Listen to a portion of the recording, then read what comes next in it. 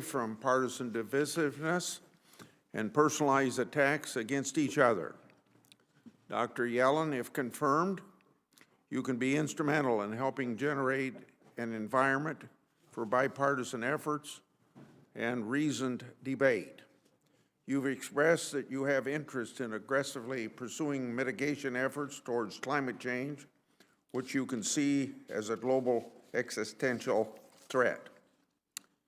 The incoming administration has also identified interest in raising taxes, coupled with massive spending programs, and we're working as well to reduce income inequality. And Senator Schumer has said that he'd like to change America. I'll be interested in hearing more about these and other things as we consider the Yellen nomination. As I've already indicated to the nominee, I think it would be a big mistake to raise taxes on individuals and businesses as they struggle through an economic recovery and a pandemic. I know that the incoming administration has said they like to pursue a two-pronged strategy, with a massive stimulus followed by tax hikes coupled with even more spending, and particularly they mention infrastructure. We're already closely examining President-elect Biden's proposal for around $1 9/10 trillion of stimulus, which even some prominent Democrat economists have said does not seem to be well targeted. With the trillions of already in the pipeline and close to $1 trillion in relief enacted just a few short weeks ago, it is very important to focus efforts on pandemic relief. Now is not the time to enact a laundry list of liberal structural economic reforms. Dr. Yellen, if you're confirmed, I hope that you'll work with us on that proposal. Moving forward, President-elect Biden has stated numerous times that no one making under $400,000 would see their taxes raised. For example, last year on CNBC, President-elect Biden stated that we can think what we can think of as the new Biden rule that, quote, nobody making under $400,000, and he said bucks, would have their taxes raised, period, end of quote. While I don't think we need to be raising taxes, I'll pay close attention to see that the incoming administration abides by that new Biden rule and doesn't go after taxing small businesses and the middle class. On my part, let me tell you that I believe in free and fair trade both internationally and domestically. International trade is important to American businesses and especially important to the agricultural sector and the farmers across America. I will make sure that the incoming administration does not overlook the importance of agriculture or the interest of rural America. I'm against foreign countries trying to tap into the U.S. tax base with unilateral digital services taxes under their self-proclaimed rights to invade our tax base. They don't have that right. I don't support socialism or Marxism or so-called democratic socialism that would end with command and control policies. I also don't support any rapid or drastic wiping out of industries and their workers based mostly on ideology and often on misleading analyses, with some notion of taking care of the carnage through massive government income and wealth redistribution. Prior to the pandemic, although there were economic and structural challenges to the economy, we saw a very historic 50-year low in unemployment rates, record lows in gaps between minority unemployment and the overall unemployment rate, inclusive growth with real wages growing faster for lower earners, record highs in real medium household income, stronger medium income growth for minorities than others, and reductions in income inequality and poverty. While those are goals of Democrats, we did not hear much about the accomplishments from members of the other party. Those accomplishments came about in an environment in which tax burdens were lowered and made more progressive, and regulation was made more efficient. Instead of welcoming the accomplishments, we have heard from the other side that we need to change America.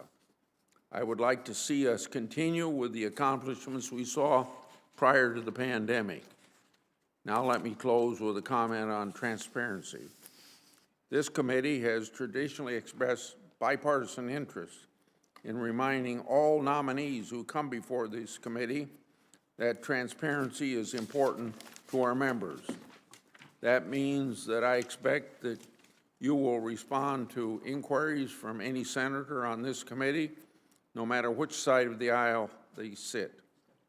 Prompt and thorough responses to our inquiries and investigations is what we expect. With that, now Senator Wyden.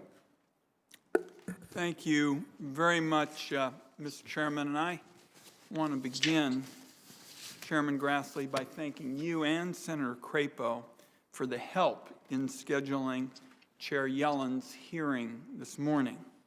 And Senator Grassley, I also want to thank you for joining me last week in exposing the pharmaceutical companies' insulin price gouging schemes. America knows that they're getting mugged at the pharmacy counter. Now, this committee can use a fresh investigation that helps lay out a plan to finally end one of the all-time big anti-consumer ripoffs, which is what's going on with insulin. Mr. Chairman, I thank you for that. Now, to turn to Chair Yellen, this is the second time in 12 years that a Republican president leaves office with the economy in ruins. Today, there's also a surging pandemic and armed troops guarding our capital from far-right insurrectionist attack. The Biden administration isn't going to begin with inaugural balls. It's going to begin with all-out triage. My top economic priority is avoiding the mistake Congress made in the last recession, which was taking a foot off the gas pedal before recovery took hold. Congress didn't do enough in 2009 to help the unemployed and struggling homeowners. And if stepping off the gas wasn't bad enough, 2 years later, House Republicans passed policies that yanked out the spark plugs and let the air out of the tires as well. In Oregon, it took 7.5 years for unemployment to return to its pre-recession level. That cannot happen again, or else millions and millions of people will go through years of needless hardship. Some will never recover the lives that they had prior to the pandemic. Unemployment is again rising. Federal Reserve data shows that workers of modest incomes are facing Great Depression-level joblessness. 1 out of 5 are out of work. And Donald Trump repeatedly pressed a false and manipulative choice between public health and economic recovery. And now America has neither. The good news is Chair Yellen knows that going small on economic relief would be a big mistake. Chair Yellen is exactly the right person to lead the Treasury Department. Nobody could be better qualified for this job. And, Mr. Chairman, I would ask unanimous consent at this point to put into the record a letter signed by 8 former living Treasury Secretaries urging swift confirmation of Janet Yellen. Without objection, so ordered. Thank you, Mr. Chairman. And I just say to my colleagues, all of those Treasury Secretaries don't just come together by osmosis. They believe deeply in the challenge ahead of us in this country, and they all think Janet Yellen is up to the job. And nobody deserves more credit than Chair Yellen for the longest economic expansion that we have seen in our history, which lasted until the pandemic hit. At the Federal Reserve, Chair Yellen changed decades of conventional economic wisdom that put too much focus on inflation and deficits. She was correct that policymakers should focus more on wages, employment, and inequality, and that the economy safely could run a little hotter. Now, she took some heat at the time from Republicans, but later they tried to attribute Janet Yellen's success to the outgoing administration. But the numbers show the successes of Chair Yellen's approach. Unemployment went down, wages went up, and a lot of working Americans were better off than they were before. Who better to lead the Treasury Department and help kick off the next economic expansion than the person who did so much to bring about the last one? Right out of the gate, the Biden administration and Congress need to send major relief to America's working families. That means increasing relief checks to $2,000, and it means extending enhanced unemployment benefits to all of those who've lost their job through no fault of their own. At Mitch McConnell's insistence, the December economic package reduced unemployment benefits from the CARES Act and extended them only until the middle of March. There are groceries in my refrigerator that are going to last longer than Mitch McConnell's unemployment agenda. Now, this has been a common story of late in Washington. Key economic lifelines expire, they get extended, they expire, they get extended. Congress cannot go on with this snooze button legislating. Our workers and our economy need a government that's predictable and reliable. That means the Congress needs to tether the extension of unemployment benefits to economic conditions on the ground with automatic triggers. Those benefits should not be subject to the whim of one elected official. The tattered patchwork of state unemployment insurance systems also needs fixing. My home state of Oregon saw this when the COVID crash hit. In other cases, it was because Republican lawmakers have intentionally hobbled unemployment insurance programs. Workers suffer because of it, particularly Black and Hispanic workers. Congress needs to reform the program, which I think should include bringing all workers into the system, increasing base benefits, and ensuring that it can hold up in a crisis. Also, part of our work has to involve fixing America's broken down, dysfunctional tax code. And to me, it has to start with the proposition that billionaires, corporations, millionaires have to pay their fair share. I'm developing a proposal to reform the taxation of capital gains for the top 0.3% of taxpayers. My plan would tax wealth like work, and it would minimize the ability of those who are particularly well off and have all the accountants and all the lawyers to just defer and defer and defer paying their taxes.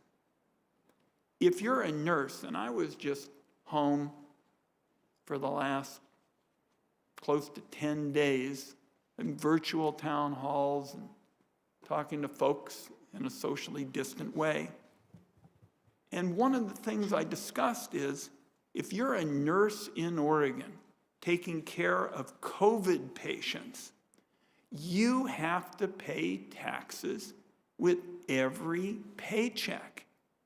You don't get to defer your taxes if you're a nurse treating COVID patients.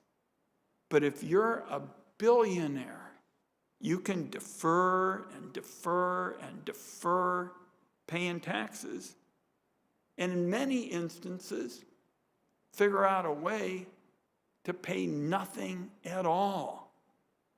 My plan would put a stop to that unfairness, and the revenue would help preserve the Social Security guarantee for decades to come, with additional funds for other priorities. Now, the outgoing administration had a different approach. They were big on corporate tax giveaways, and they actually increased incentives to ship jobs overseas instead of eliminating them. I want those mistakes fixed. Before I wrap up, I want to turn to an existential threat for particularly our kids and our grandkids, and that is climate change.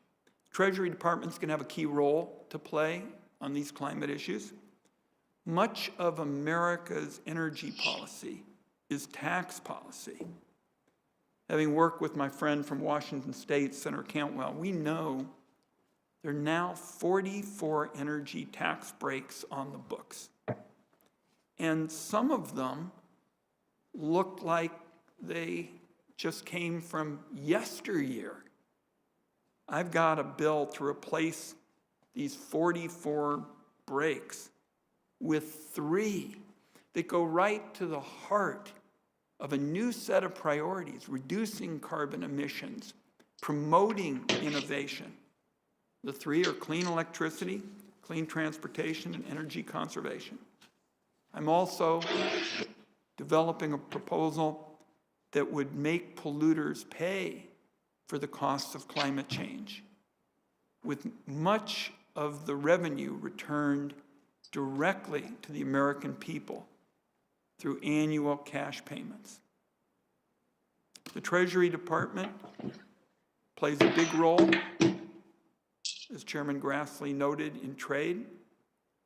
Over the last 4 years, the American people got a lot of tough talk about trade, but there was a big gap between the tough talk and delivering on the big promises. This administration drove away our economic allies. It actually isolated us in the crucial fight against trade cheats in China and elsewhere. Members of this committee are also concerned about currency manipulation and other tactics that rip off high-skill, high-wage jobs at a time when wage growth has got to be right at the top of our economic agenda.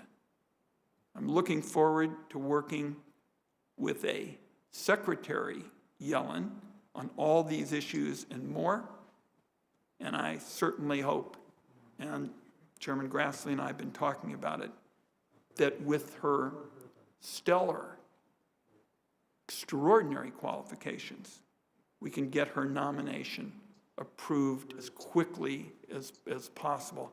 And it seems to me, with the economic crunch we're facing, it ought to be approved on day one. Now, I'll close by saying everybody's got a constitutional right to be foolish, but nobody can question Chair Yellen's qualifications.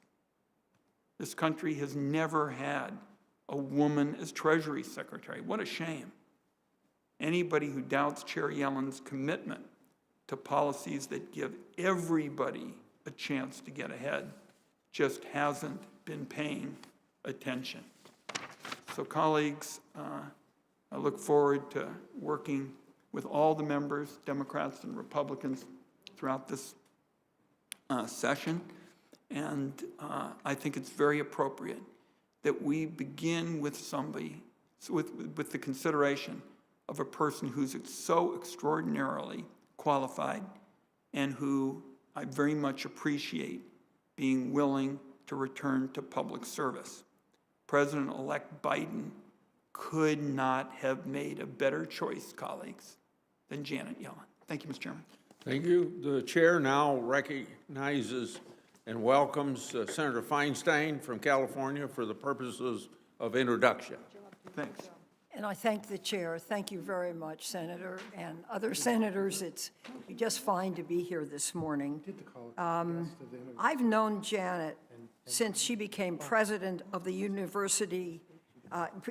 president of the Federal Reserve Bank of San Francisco in 2004.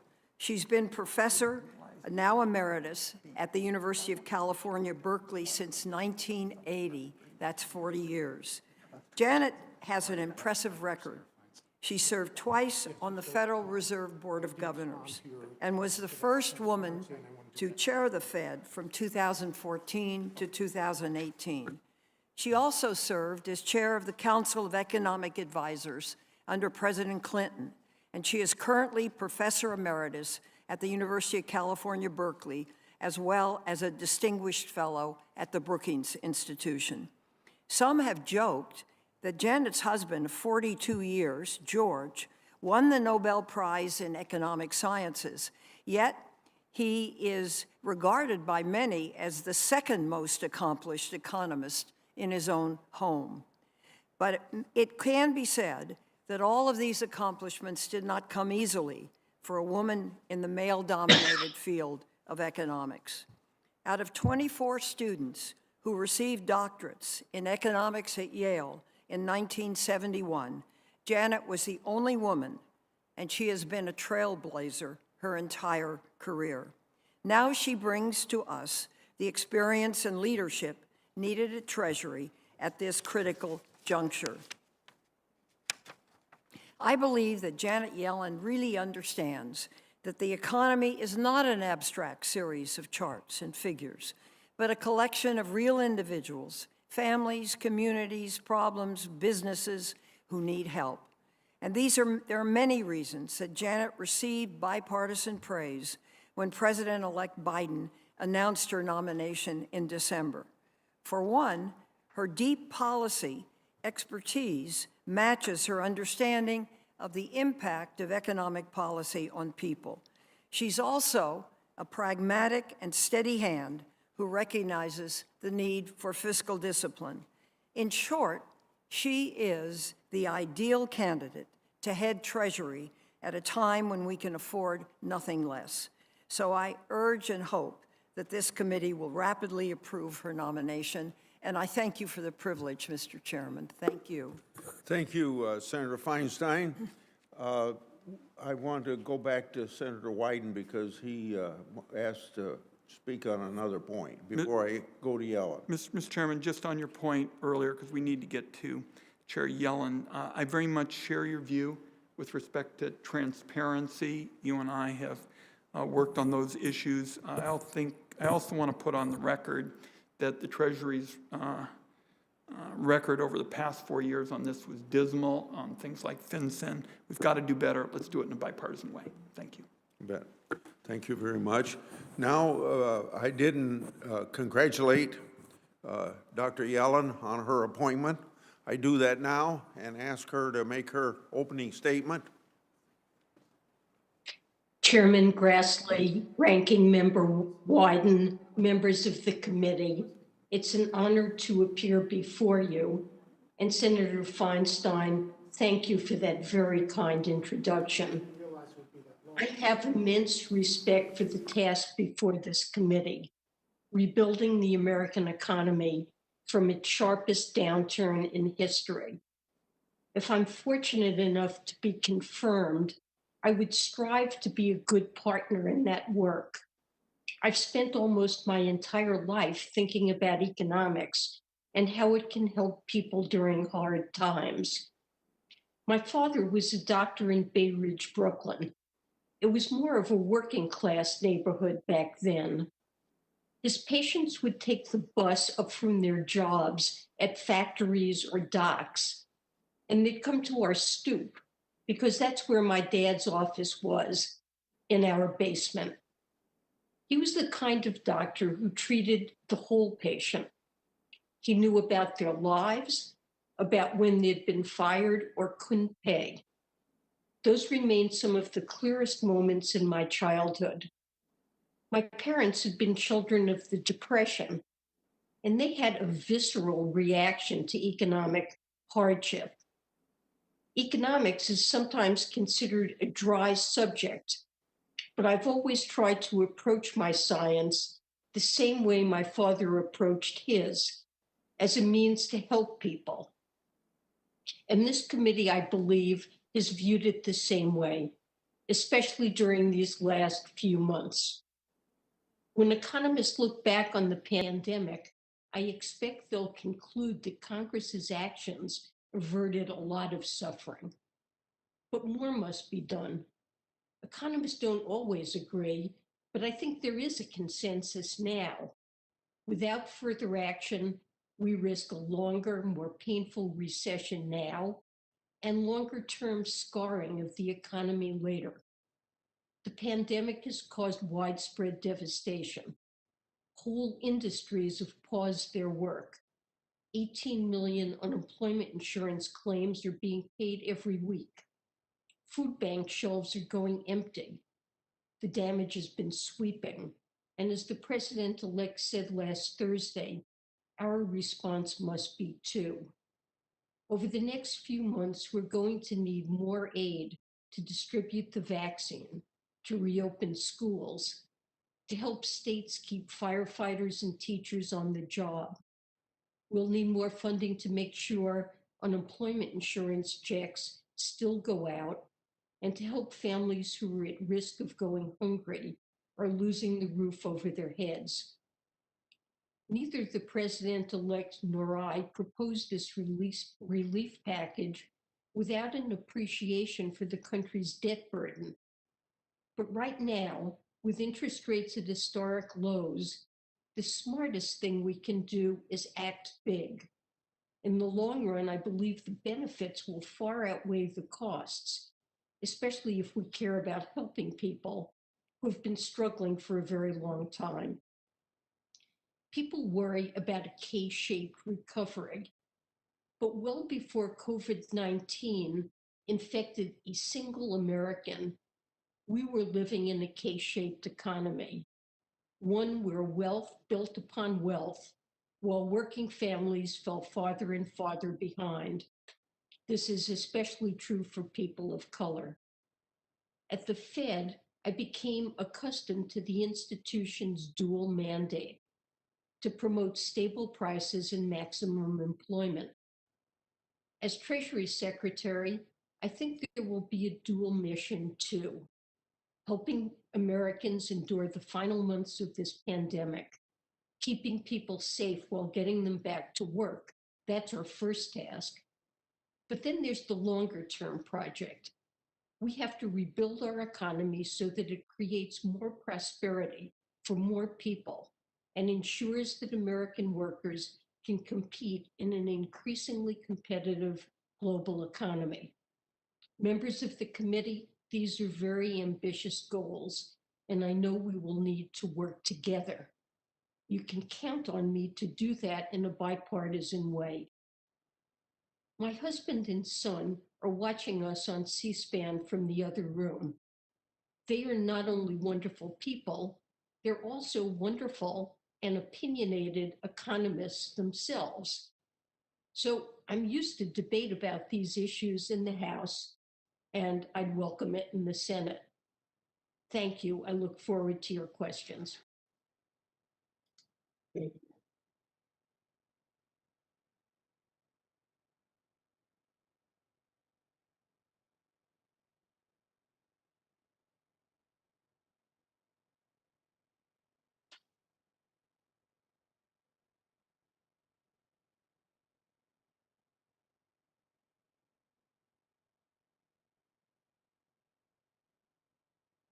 No, Senator Grassley, I don't believe I have any conflict of interest.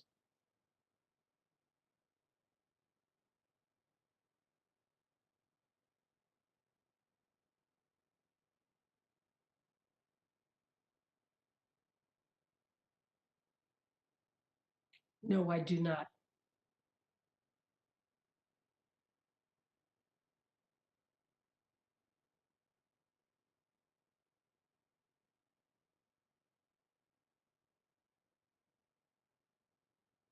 I will testify if asked before a committee of Congress.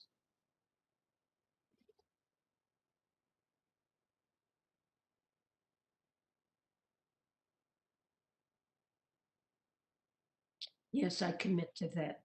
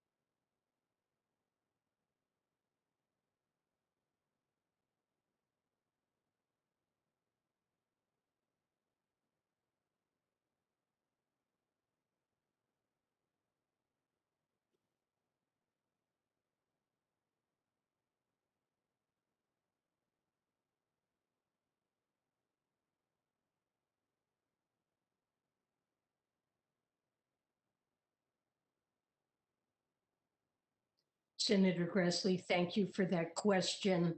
Um, it will be my core focus if I'm confirmed as Treasury Secretary to focus on the needs of America's workers, those living in cities and in rural areas, and to make sure that we have a competitive economy that offers good jobs and good wages. And I really look forward to working with President-elect Biden and his team first to address the critical issues we face as a country now with the pandemic causing such misery for so many small businesses that have failed, are at risk of failing, need our help, and the unemployed workers who have been so badly affected by the impact of the pandemic, especially on the service sector. It's disproportionately hit the service sector and the workers who are employed in that sector. And it's been particularly brutal in its impact on minorities and on women. And I will be focused from day one on providing support to America's workers and to small businesses, putting into effect as quickly and efficiently as I can the relief in the bill that was recently passed. And then over time, working for a second package that I think we need to get through these dark times before the vaccination program enables us to go back to life as we knew it. But over time, I look forward to working with President-elect Biden and his team to build back better and to address many of the challenges that have faced America that have had such an adverse impact on America's workers and small businesses. We need to invest in our infrastructure. We need to invest in R&D. We need to invest in training and workforce development so that we have an economy that is productive and competitive and workers and families can thrive.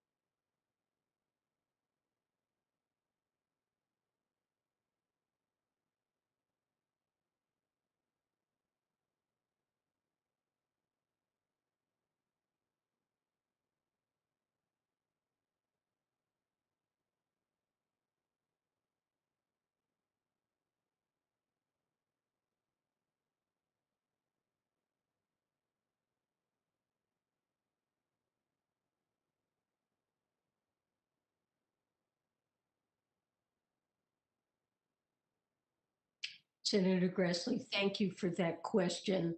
I certainly believe in a fair and progressive tax code where wealthy individuals and corporations pay their fair share. The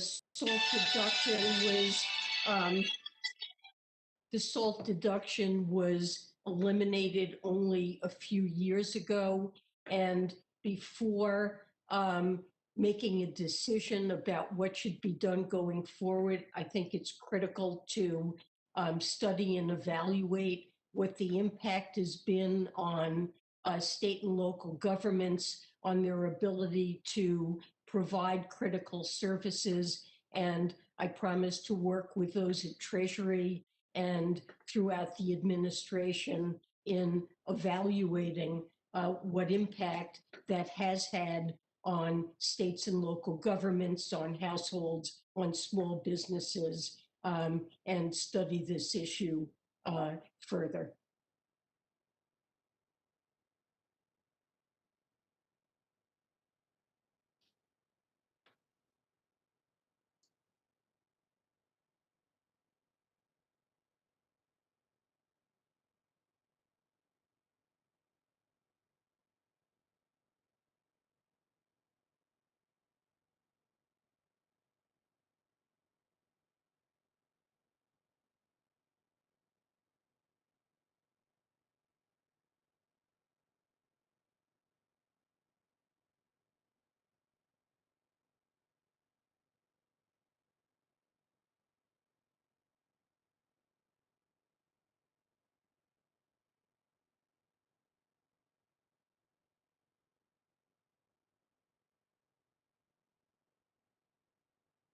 Well, I think relief that we provide to those who are in the greatest need and to small businesses have the best chance of providing both relief to those who've been so badly affected by the pandemic and by creating a great deal of spending per dollar spent, they'll create jobs throughout the economy, having the biggest buck. So biggest bang for the buck.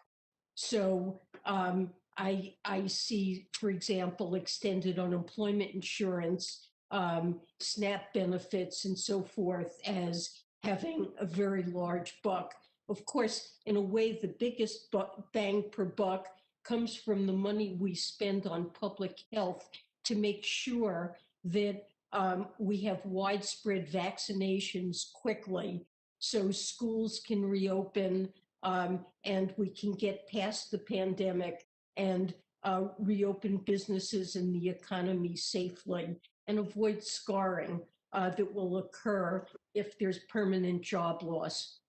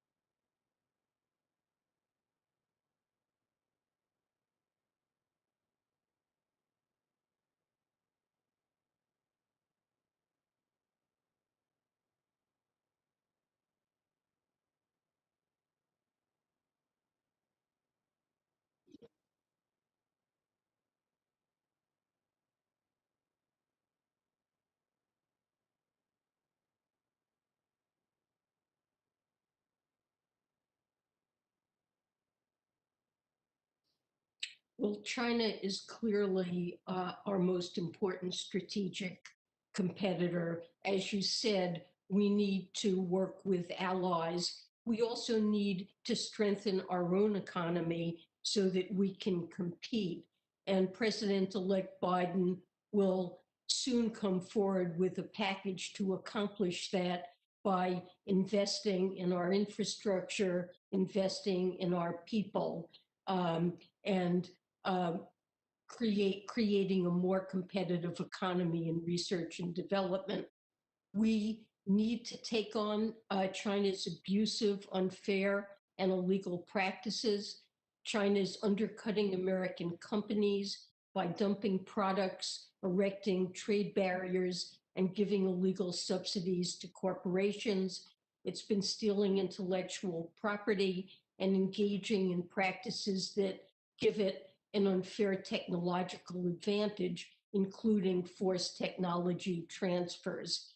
And these practices, including China's low labor and environmental standards, are practices that we're prepared to use the full array of tools to address. Of course, it is important over time to work with our allies.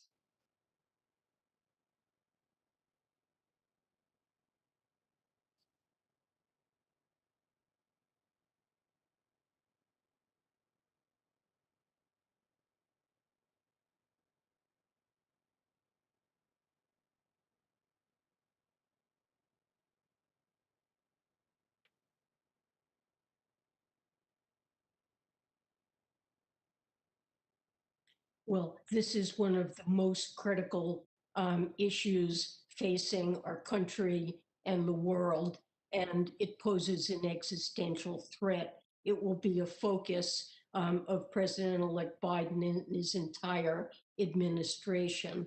The infrastructure plan that President Biden will come forward with will involve investing in clean technology, renewable energy, promoting the use of electric vehicles. And in the process of addressing this very significant challenge, there's also the opportunity of creating good jobs in the process. And that will be a benefit. Treasury will cooperate by looking at ways that we can direct investment, enable private firms to have the information they need to support sustainable investing.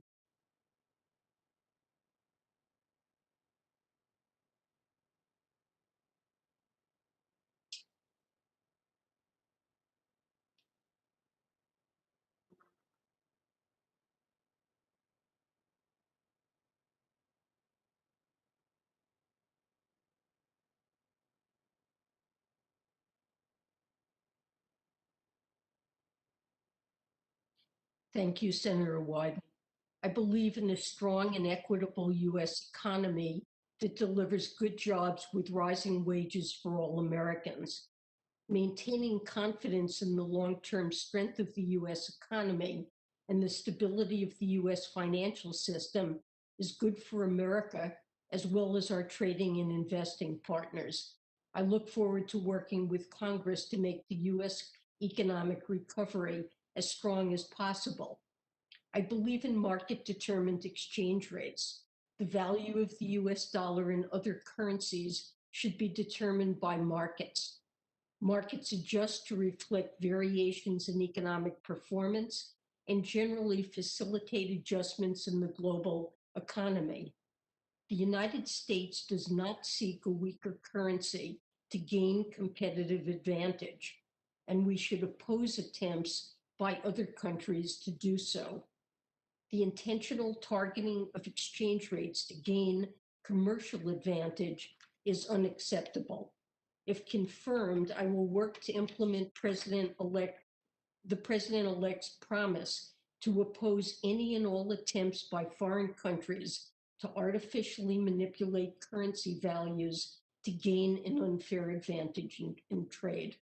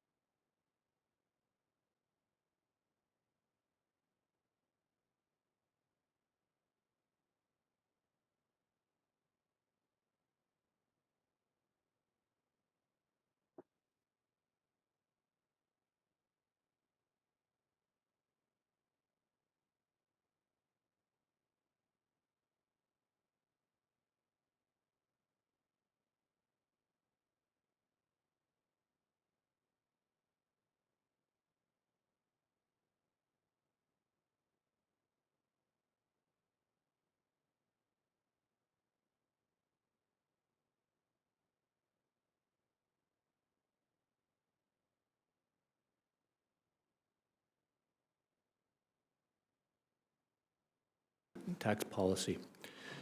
Prior to the Tax Cuts and Jobs Act, the TCJA, the United States had one of the highest corporate tax rates among developed countries. As a part of the TCJA, Congress lowered the corporate tax rate to ensure that our domestic businesses could remain globally competitive. But even now, the corporate tax rate in America is still the 11th highest among developed countries, according to the Tax Policy Center. As a result of the COVID-19 pandemic, U.S. companies are struggling to stay in business and to keep employees on payroll. President-elect Biden's proposals include a significant increase in the corporate tax rate that would hit already vulnerable businesses and put U.S. companies, once again, at a strong competitive disadvantage with the rest of the world. What is your view of raising taxes on struggling businesses during the COVID-19 pandemic? Well, thank you for that question, Senator Crapo. And I too want to say that I have enjoyed my working relationship with you during my years at the Fed and look forward to a very productive working relationship going forward. On the 2017 tax cuts, the president has said that eventually, as part of a larger package that would include significant spending and investment proposals, but not now, while the pandemic is really depressing the economy, that he would want to repeal parts of the 2017 tax cuts that benefited the highest income Americans and large companies. And he wants to reverse the law's incentives to offshore operations and profits. But he's been very clear that he does not support a complete repeal of the 2017 tax law. There are some areas, though, that he would amend. For example, a provision in that law had the unfortunate byproduct of rewarding companies for moving their operations offshore, and the president would reverse that. We look forward to actively working with other countries through the OECD negotiations on taxes on multinational corporations to try to stop what has been a destructive global race to the bottom on corporate taxation. And in that context, we would assure the competitiveness of American corporations, even with a somewhat higher corporate tax. Well, I appreciate that last observation. As we discussed on the phone last week, I encouraged you to make as one of your top considerations for any changes to our business tax policies the competitiveness of the U.S. businesses and the need to make sure that the United States remains an attractive place for investment and capital formation and job creation. So I look forward to working with you on that. Can you explain again your views on the importance of these kinds of considerations when assessing potential changes to tax policy? Well, Senator Crapo, I strongly agree with your view that it's necessary for U.S. companies to be globally competitive. And that's why these OECD negotiations are so important.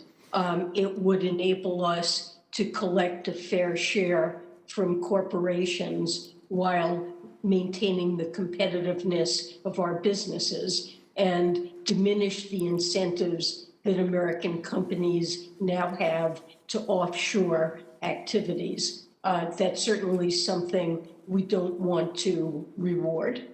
Well, I look forward to working with you on those OECD negotiations and the other aspects of tax policy that we've just discussed. One last quick question. As chairman of the Banking Committee, I worked on in a bipartisan manner to pass the Foreign Investment Risk Review Modernization Act, the Export Control Reform Act, and as part of the NDAA, the Anti-Money Laundering Act of 2021. The Treasury Department plays a major role in implementing these statutes and managing our relationship with China through the Office of Terrorism Financing and the interagency process for CFIUS and other export control decisions. Do you agree to commit to work with me as the Treasury Department moves forward on the export control decisions, the foreign investment, and modernizing our anti-money laundering bank secrecy provisions, as well as beneficial ownership rules? Senator, you have my pledge that I'll work closely with you on these very important matters, and I want to thank you and Congress for passing a law that will enable us to identify beneficial ownership of shell corporations and really make a big difference in our ability to address terrorist financing and improve the effectiveness of sanctions. Thank you. I appreciate your attention to this. Senator Stabenow is next. I believe she's remote. Well, good morning. And first, I want to say thank you to Senator Crapo, to you. Congratulations in your incoming position, and also to Senator Wyden, Senator Grassley. I think we're off to a great start in the committee doing this in a bipartisan way, and I look forward to a lot more opportunities. And also, Madam Chair, I have to tell you, as I've indicated you before, I was extremely excited to hear of your nomination. I can't think of anyone with more competence, more experience, more integrity to serve as Secretary of the Treasury. And it's just extra special that you come in as the first woman to do so. So congratulations. Thank you so much, Stephanie. You're welcome. Let me first say that I don't believe we have an economy unless somebody makes something and somebody grows something. That's what we do in Michigan. We do both. But I want to talk about the making part of it now, as we talked before, and how we have to make more of it in America. And I think Michigan certainly is part of leading the way. And to tackle the big issue around the climate crisis, as well as global leadership in manufacturing and so on, certainly electrifying our vehicles fleet is a very important part of that. So just to refresh, we are, the US auto industry accounts for about 3.5% of our domestic, gross domestic product. And for us in the United States, GM is investing heavily in electric vehicles, some $27 billion to bring 30 different EVs to the marketplace in the next 4 years. Very aggressive. Ford doing the same kind of things. And excuse me here, I'm getting up. There we go. Ford doing the same with $11.5 billion, including their electrifying of their F-150 truck. So there's a very, very exciting things happening. Same with FCA with their popular Jeep line. All good news that we are doing that. However, when we talk about China, it's not just stealing our patents and currency manipulation and other things that I have deep concerns about. But what we are seeing is that over the last decade, the Chinese government has invested $100 billion in EV industry. And what is very concerning is that of the 142 lithium ion mega factories under construction, out of 142, 107 of them are in China, and only 9 of them are in the United States. So it's no surprise that by 2025, 54% of the EV sales are projected to occur in China. So we've got to get ahead of this. I know, looking at the Build Back Better plan and our president-elect, I know that he cares and you care about this as well, but I wonder if you could speak for a moment on what we need to do, particularly around the consumer incentives. Until we get enough people purchasing, these consumer incentives are critical. Senator Alexander and I had a bipartisan bill to extend the current consumer credit.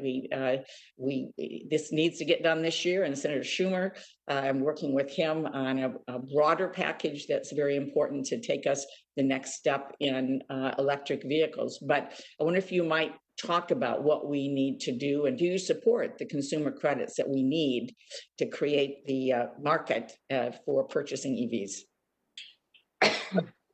Thank you for that question, Senator.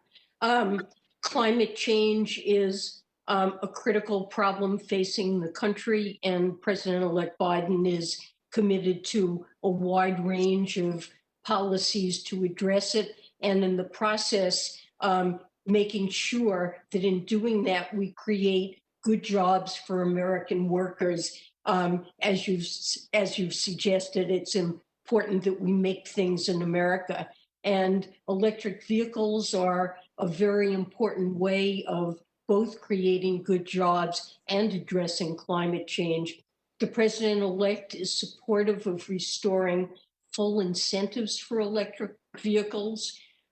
He wants to ensure a robust electric vehicle market. And on top of that, that will involve building infrastructure and making sure that our workers have the skills that are needed to succeed in electric vehicles. Thank you.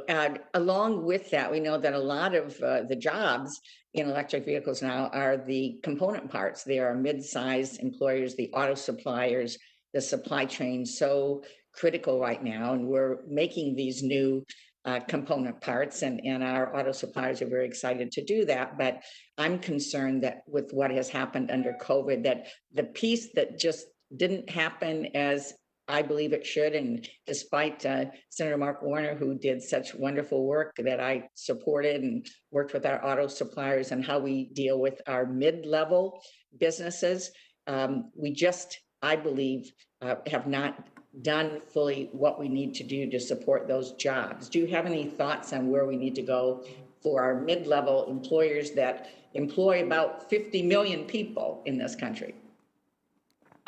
Yeah, I think that you're absolutely right, Senator Stabenow, that the largest corporations that have access to capital markets have not had trouble raising money.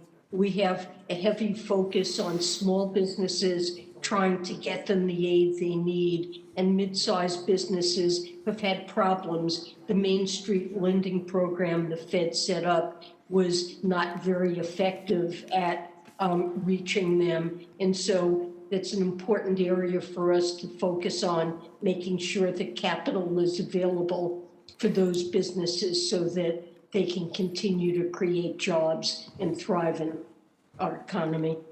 Thank you, Senator Stabenow. Are out of time. I would just, not a question, but just, Madam Chair, you and I have talked about the multi-employer pension crisis, deeply concerned about that and the over 1.3 million workers and families that are affected. So I look forward to talking with you more and developing a way to protect those middle-class Americans. Thank you, Mr. Chairman. Thank you. And I've been notified by staff that those who are remote may not have the clock in front of them, so I'll try to remind those who are remote when their time runs out. Next is Senator Thune. Thank you, Mr. Chairman. Dr. Yellen, welcome, congratulations. I'm going to try and roll a lot of thoughts and questions into sort of one big package here. But the one thing that concerns me that nobody seems to be talking about anymore is the massive amount of debt that we continue to rack up as a nation. And in fact, the President-elect has proposed a $2 trillion fiscal plan on top of that which we've already done, which would add somewhere on the order of about $5.3 trillion to deficits, and that's according to the Committee for a Responsible Budget, of which you have been a board member. That's 25% of GDP, and it would move the additional debt above 100% debt to GDP, which are, it's categories that we haven't been in literally since the 1940s. And so what I'm concerned about is we seem to have no concern now about borrowing money in the short term, and the argument is that interest rates are low, it's like free money. It's not, it has to be paid back. And at some point, the risk-return ratio that people who are lending us money are going to say is not sufficient for the risk, and we're going to demand a higher interest rate. That'll happen at some point. Interest rates will start to normalize, and we have to refinance at a higher interest rate. And pretty soon, the interest on the debt exceeds what we spend on even national security for our country. Republicans traditionally have believed that we ought to reduce spending, we need to reform entitlement programs, that we need to have policies in place that create greater growth in the economy, all of which make the debt look smaller by comparison. Democrats have argued we need more revenue, more taxes, and Senator Crapo also already sort of got at that issue. But I just want to know what you think, because I know in the past you've expressed concerns about the debt and the deficit. The two previous administrations have not been very interested in entitlement reform. We have not only the debt that we're adding in the short term because of the pandemic, but we have structural problems that are long-term that are going to drive that, continue to drive that debt higher in the future. What your thoughts are with respect to reforming entitlements, with respect to the amount of the debt situation that we find ourselves in right now, and when is it enough? When is it too much? When do we hit that point where the thing starts to collapse? That's what really concerns me, and nobody is talking about it. really in either party anymore. It was something that used to occupy a lot of our discussions in the past, but nobody seems to care much about it. And for me, that is a huge warning sign on the horizon, the fact that we have an ever-growing deficit, an ever-growing debt, and no apparent interest in taking the steps that are necessary to address it. Senator, I agree with you that it's essential that we put the federal budget on a path that's sustainable, and that we're responsible and make sure that what we do with respect to deficits and debt leave future generations better off. But the most important thing, in my view, that we can do today to put us on a path of fiscal sustainability is to defeat the pandemic, to provide relief to American people, and then to make long-term investments that will help the economy grow and benefit future generations. To avoid doing what we need to do now to address the pandemic and the economic damage that it's causing would likely leave us in a worse place fiscally and with respect to our debt situation than taking the steps that are necessary in doing that through deficit finance. We really have to worry about scarring of due to this pandemic of workers and the loss of small businesses that can really harm the long-run potential productivity of our economy and leave us with long-run problems that would make it difficult to get back on the growth path that we were on. And it's really critically important to provide this relief now, and I believe it would be a false economy to stint. But over the longer term, I would agree with you that the long-term fiscal trajectory is a cause for concern. It's something we will eventually need to attend to, but it's also important for America to invest and invest in our infrastructure, invest in our workers, invest in R&D, the things that make our economy grow faster and make it more competitive. And it's important to remember that we're in a very low interest rate environment. And that's something that existed before the pandemic hit. Interest rates were low even before the financial crisis of 2008. This has been a trend in developed economies. You can see it across the developed world, and it represents structural shifts that are likely to be with us a long time. So although the debt to GDP ratio has increased, it's important to note that the interest burden of the debt, interest as a share of GDP, is no higher now than it was before the financial crisis in 2008, in spite of the fact that our debt has escalated. And of course, interest rates can increase. Eventually, we have to make sure that primary deficits in the budget are sufficiently small, that we're on a sustainable path. But right now, our challenge is to get America back to work and to defeat the pandemic. Thank you. Senator Cantwell. Thank you, Mr. Chairman, and I too want to congratulate the nominee. I want to thank President-elect Biden for nominating a woman and Dr. Yellen for your willingness to serve. I can already see by the words that you've chosen, women, workers, workforce training, that you are likely to deliver economic policies that are more focused on Main Street than Wall Street. And I hope that is what I'm hearing, because I believe that we need wage growth in America, that Americans from all walks of life need more aspects to wage growth, and I hope the policies of the Biden administration and you will help deliver that.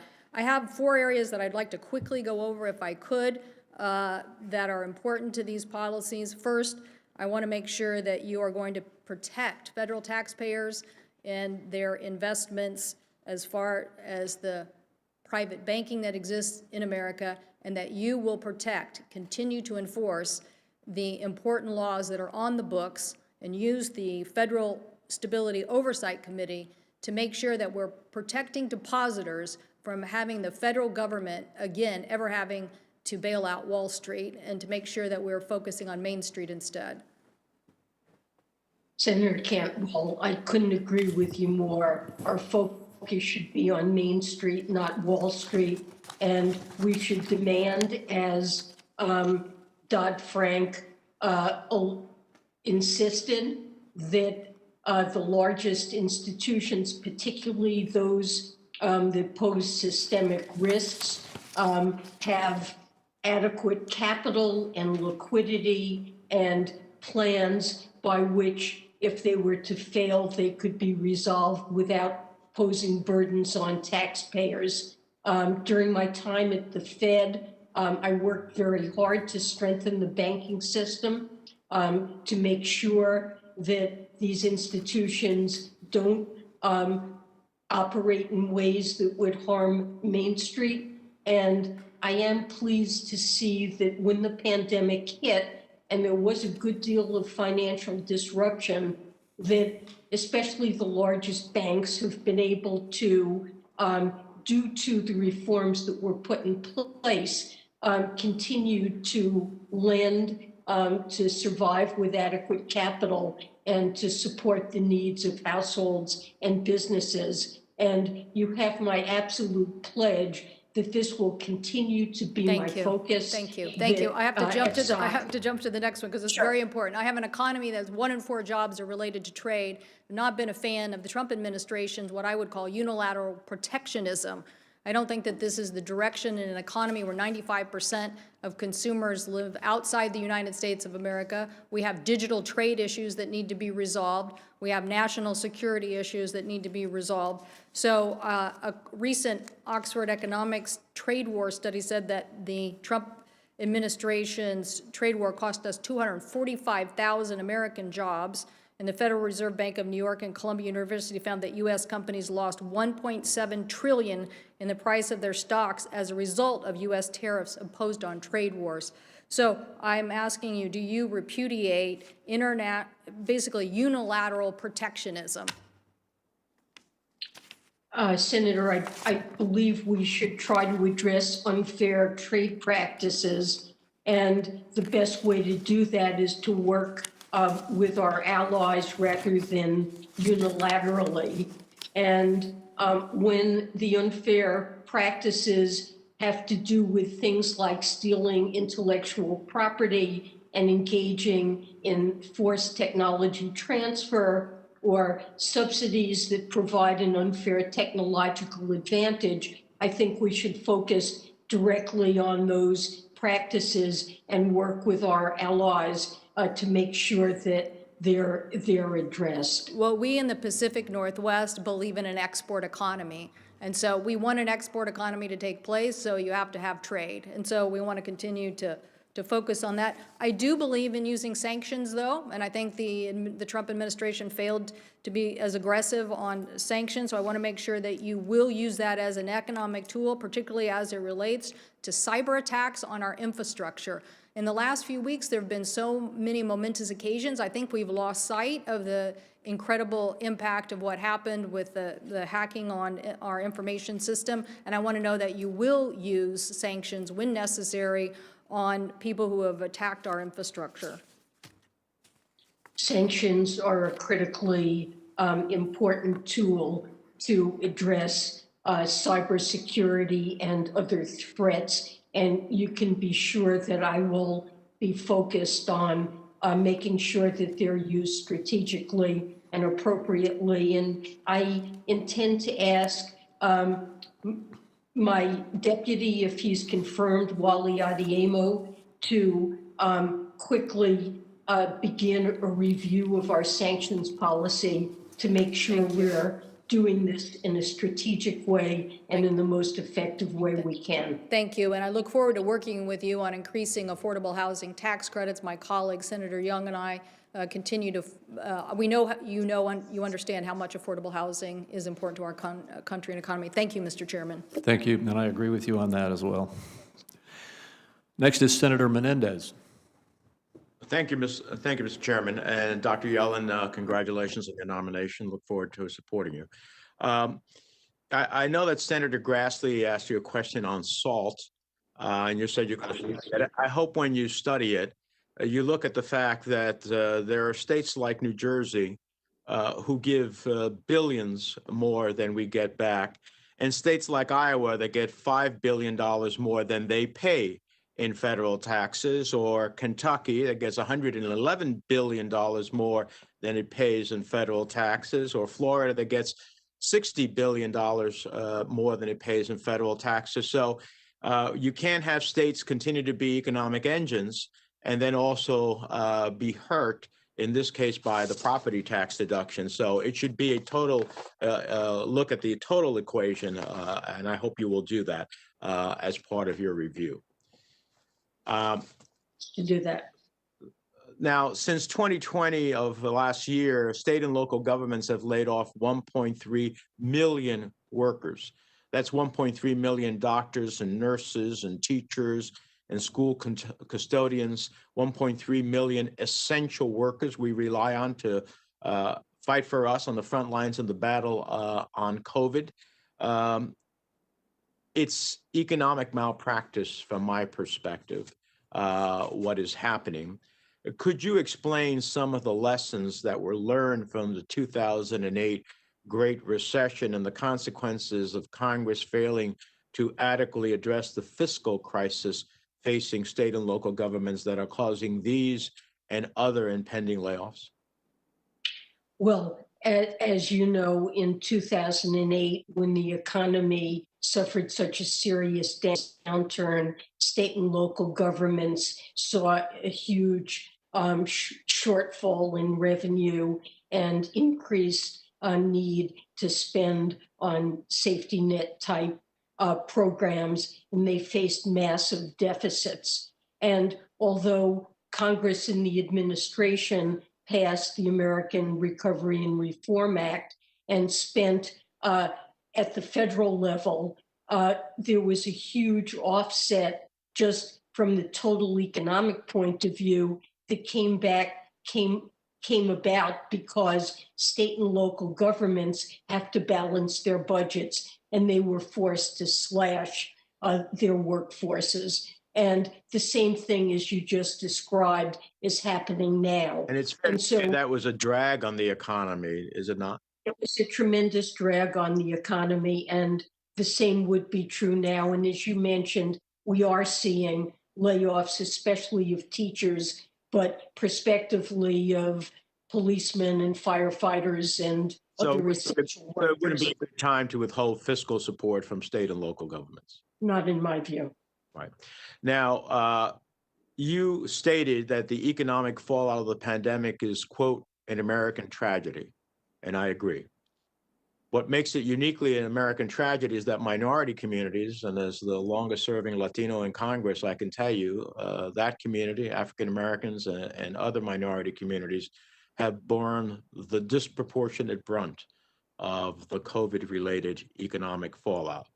In December, nearly 10% of African American workers, 9.3% of Latino workers were unemployed, compared to 6% of the other population.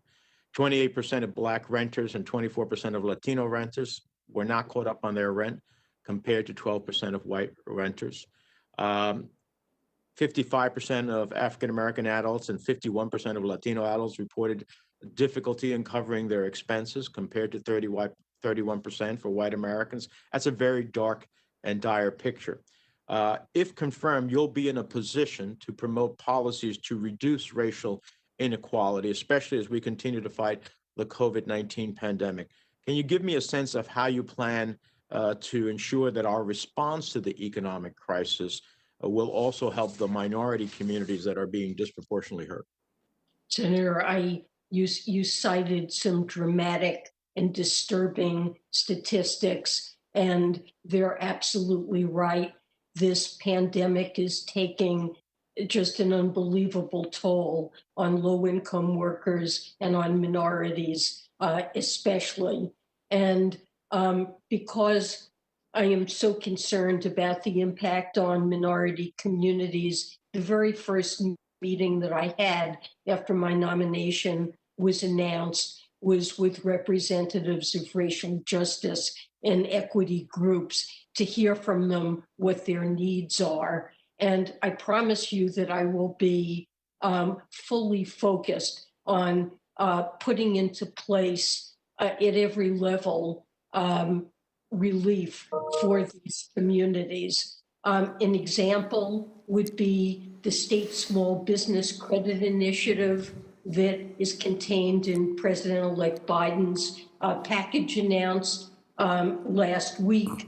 There's money there to capitalize lending to small businesses and a proposal to provide grants to loans for small entrepreneurs. And of course, with respect to food security, evictions, unemployment insurance, and relief that these households need, paid leave, the minimum wage, all of these things, I believe, will be very Thank you. beneficial. Time has expired, but I just want to say, I hope as part of that, I like a lot what you said. I hope you also diversify the Treasury Department, which really needs to have voices at the table to help you meet those challenges. I completely agree with you, Senator. Thank you, Mr. Chairman. Thank you. Senator Toomey.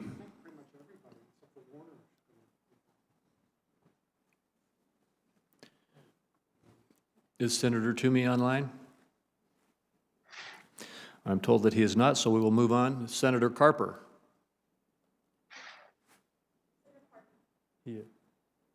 I'm told you're here, Senator Carper. Oh, excuse me. All right, we'll go on to Senator Scott.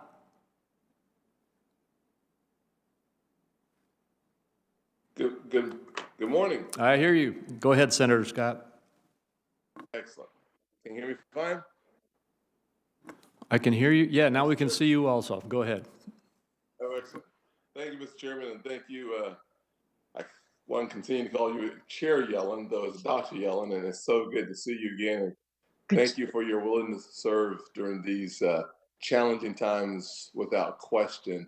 I'll hop right to it because Chairman Crapo will keep me to my 5 minutes. The first question I have is about the pandemic relief package that's been presented. You know, as well as I do, that in December we passed a package that included $80 billion for schools to reopen, $280 billion to restart the Paycheck Protection Program for a second round. It also included billions of dollars for the vaccines, which I think is certainly an area where we need to invest even more than we have so far, without question. But the $1.9 trillion package that has been presented to us is a package that focuses on some priorities that I think will actually hurt our economy as much as it would improve our economy. One in particular is the issue of raising the minimum wage to $15 an hour.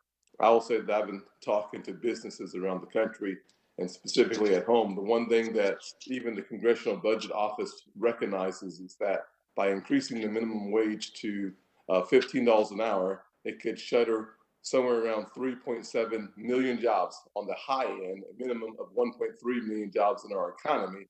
And the last thing this economy needs as we attempt to recover is a loss of 1.3 to 3.7 million jobs. But in addition to that, it would increase the cost of doing business significantly.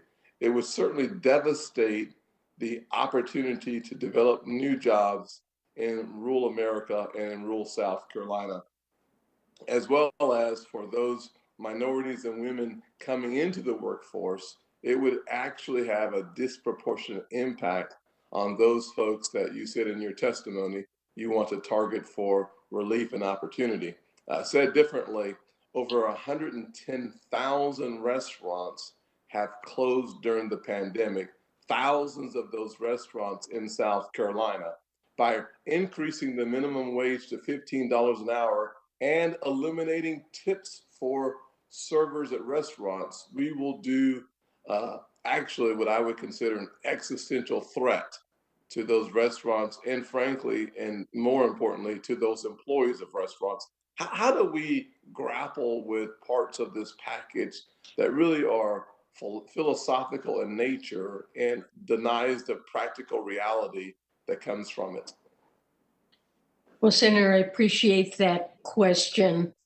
President-elect Biden has proposed raising the minimum wage to $15 an hour because right now we have millions of American workers who are putting their lives on the line to keep their communities functioning, and sometimes even working multiple jobs aren't earning enough to put food on the table and a roof over their heads. And they're suffering in countless ways, especially during this pandemic, and really struggling to get by. And raising the minimum wage would really help many of those workers.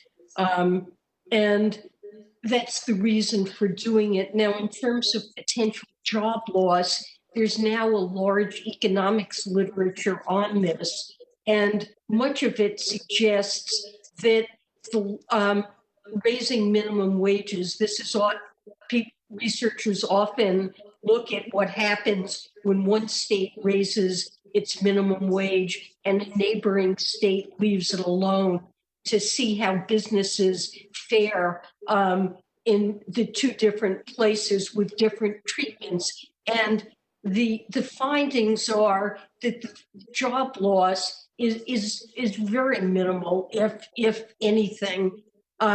So I think that the likely impact on jobs is minimal. That's my reading of the research. And of course, I agree with you, small businesses are struggling, and it's critical to help those businesses. I appreciate the PPP package in the recently passed bill. I pledge that we will do everything we possibly can to get that money out to struggling businesses effectively. It is critically important to help those businesses. The money that's been allocated to CDFIs to support them and their lending, especially in low and moderate income communities, that's critically important aid. And President-elect Biden has proposed yet more aid to these businesses so that they can survive this pandemic and get back on their feet. Well, thank you for your answer, Dr. Yellen. I would say that there's no doubt that when you artificially increase the minimum wage, you are going to permanently decrease the number of jobs in the economy. When we have a market-driven increase in the minimum wage, we see production go up and the value of work increases as well. My final question in my time that I have left, which doesn't look like any. Actually, your time's expired. Yes, sir. Let me just say this for the record, and perhaps you can answer it on the record for me, QFR. When we think about enough being enough, if there's another downturn in our economy, whether it's based on another pandemic or some other act, what are we doing to make sure that we have the resources necessary for that next downturn in 2 or 3 years, as opposed to using every weapon in the quiver today for what is a recovery that has started? I think it would be prudent for us to save some of the resources for the next time we need to respond to a global crisis of some sort. Thank you, Dr. Yellen, and I'll look to have that answer just in writing, ma'am. Have a great day. Thank you, Senator Scott. Next, we'll go back to Senator Toomey.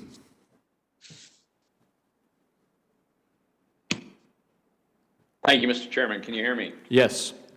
Thank you. And Dr. Yellen, welcome, and thank you for your past service to the country and for your willingness to serve in this capacity. I look forward to working with you, but I have to admit that the contours of the stimulus bill as proposed by the Biden administration are going to make that difficult. The ink is barely dry on the second largest stimulus package in American history, nearly $1 trillion after nearly $3 trillion earlier in the year. And we're looking at another spending blowout. The only organizing principle that I can discern is it seems to spend as much money as possible, seemingly for the sake of spending it. An additional $1,400 per person, regardless of the person's circumstances, guaranteeing that there'll be several $1,000s in payments going to families with six-figure incomes who've had no income interruption whatsoever, just makes absolutely no sense. Increasing unemployment payments such that a majority of unemployed workers will make more money being unemployed than they make working can only slow the return to a normal, healthy labor market. Sending states more money than they've lost in lost revenue or in additional spending is just not a good idea.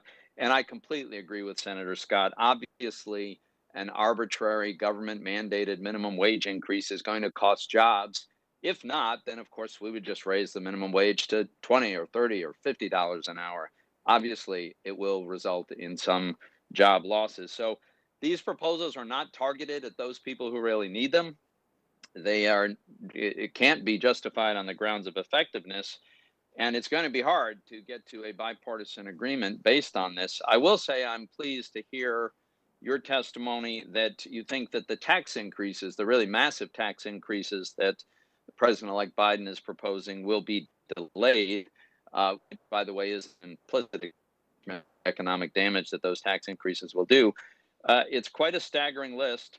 Huge increases in individual rates, adding a 12.4% payroll tax on upper income people. We'll have many Americans with combined state and local marginal tax rates well into the 60 percentages. Huge increases on corporate America, which will make America a less attractive place to headquarter a multinational company, which will make it less attractive to invest here.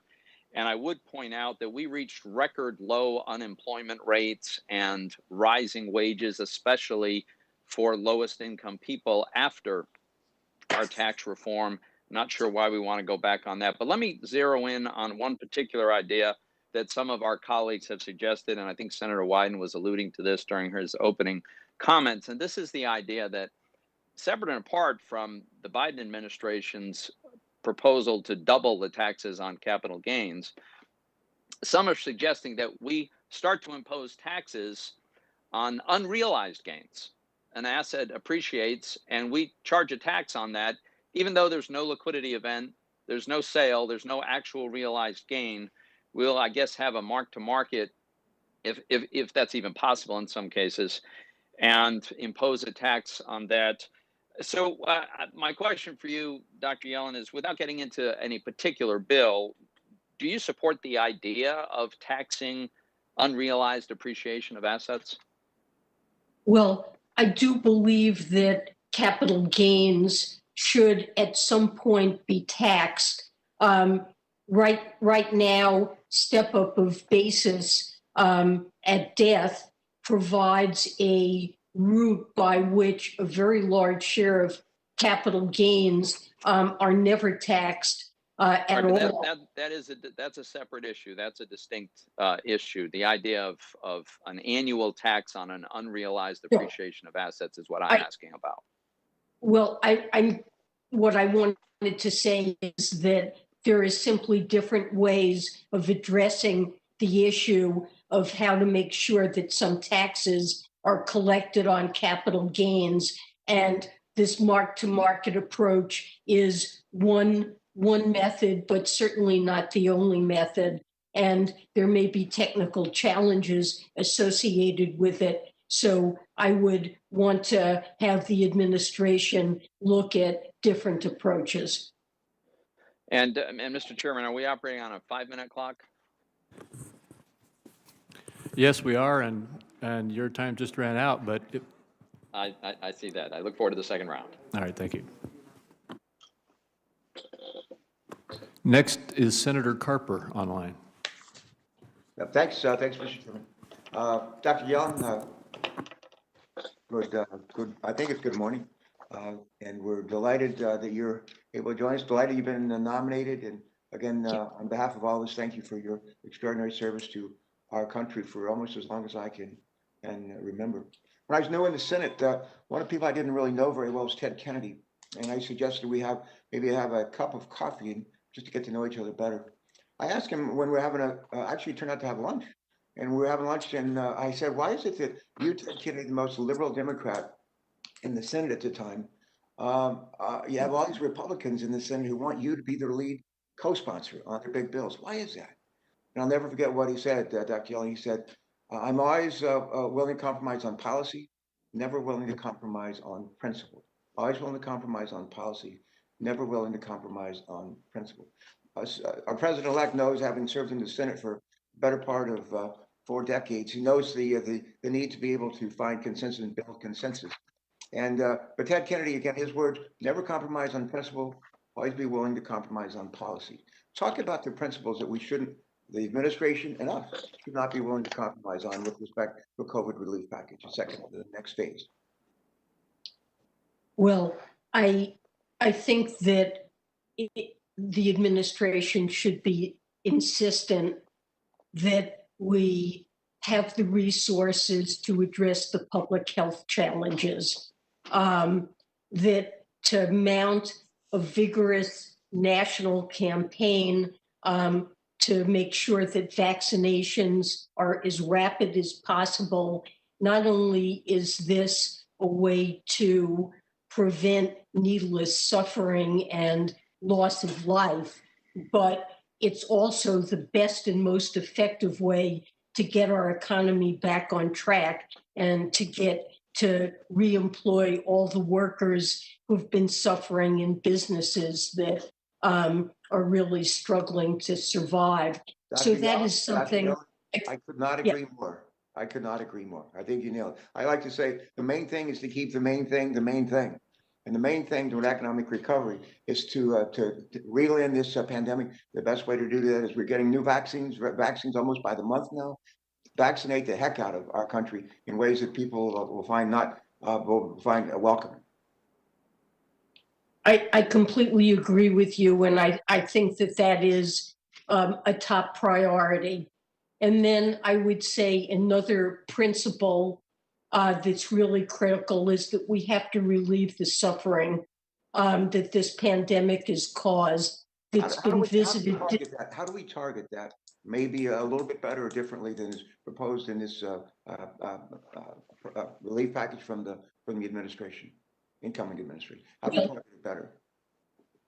Yeah, I mean, we need to look at how to target it. It needs to go to the businesses that are most at risk, small businesses, particularly businesses in low and moderate income areas that receive less than a proportionate share of PPP relief in the first round of PPP aid.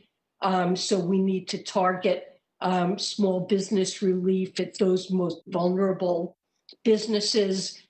We need to make sure that people aren't going hungry in America, that they can put food on the table, that they're not losing their homes and ending up out on the street because of evictions.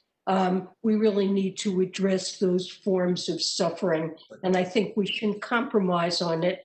And if we don't do so, that suffering and the loss of spending it will cause other people to lose jobs and permanent scarring that will harm the economy over the longer term. Right, thank you for that. We have, as you know, millions of people who've lost their jobs. In many cases, our employers are out of business, and the folks that have lost their jobs don't have the skills to be able to do the jobs that are out there being going untaken. We've heard some ideas of late how to address that, and one is to use our community college systems across the country to provide not the ability to get a 2-year degree, but the ability to get, in some cases, just train your certificate for a job that needs to be done. Would you think out loud about that? I'm strongly supportive of supporting the community college system. I think it provides a wide range of very valuable training. In some cases, helping people to go on to college, but in many cases, providing training, as you indicated, to workers who've lost their jobs, who need new skills, a new credential to be able to move into jobs that are available in expanding sectors. And I think investing in that system, making sure it's available to anybody who needs it and can benefit from it is really important. Thanks so much. Mr. Chairman, I may have used up my time. Yes, you Can have. I just mention a question for the record, and then I'll stop, if I could, please? Go ahead. Doctor, I'm going to ask you a question for the record. Ask you to share your thoughts with us on the need for measures such as temporary refundability of clean energy tax credits that can help the clean energy industry secure project financing and get back on its feet. I'll ask you that question for the record, but I just wanted to flag it here. Thanks for your extraordinary service. It's great to be with you as always. Thanks, Mr. Chairman. Thank you, Senator. Thank you. Senator Cardin. Thank you, Mr. Chairman. And Dr. Yellen, thank you very much for your long commitment to public service and your willingness to take on this challenge. And we thank your family also, because we know it's going to be a family sacrifice. I'm sure your discussions at your dinner table will be very interesting. Let me follow up on Senator Cantwell's question as it relates to sanctions. You indicate that you're going to have a review of the use of sanctions, and absolutely on cyber attack. But we're also suffering today in decline of democracy. Human Rights Watch said the last 4 years were a disaster for human rights. American values have been under attack. We have a decline in the number of democratic states in the nation, in the world. So Congress has passed sanction regimes in order to deal with strengthening democratic states. And we've done that on specific issues. We've done it on the Global Magnitsky Statute. And I just really want to encourage you, as you're reviewing the use of sanctions, to recognize that we have real challenges today, and the United States has to exercise its leadership. Senator Young and I have introduced legislation to deal with corruption. Corruption is one of the most corrosive elements in the decline of democratic states. And we're suggesting using a tier system on how countries are dealing with corruption, similar to what we do on human trafficking with consequences. So my first question is your willingness to work with us in Congress so that we can be united in the use of sanctions globally to advance U.S. values. You have my pledge, Senator Cardin. I look forward to working with you. These are very important challenges and goals. Sanctions are a tool that can be very effective, and pledge to work with you on implementing them in a way that does address these abuses. Thank you. My second point is an area that has been mentioned by many members, including yourself in your opening statement, and that is dealing with our minority community, the underbanked community, the underserved community as we come out of COVID-19. I have the honor of being the lead Democrat on the Small Business Committee and worked with Senator Rubio in developing a lot of the tools that were in the first two major COVID relief packages. And we learned a lot from that. And it's difficult to get to the underserved communities. And we really do need to concentrate and find better ways to dealing with it. We did learn that small businesses that are stressed much prefer a grant than a loan, even a forgivable loan, because they really don't want to put another loan on their books. So we've looked at ways to develop grants that are targeted to the most vulnerable small businesses. We know that they need resource partners so that they are not last in line, but first in line in order to be able to get help. We know that there's very limited amount of venture capital, particularly in emerging markets for minority small businesses. And we certainly know the smaller the small businesses are the more vulnerable ones.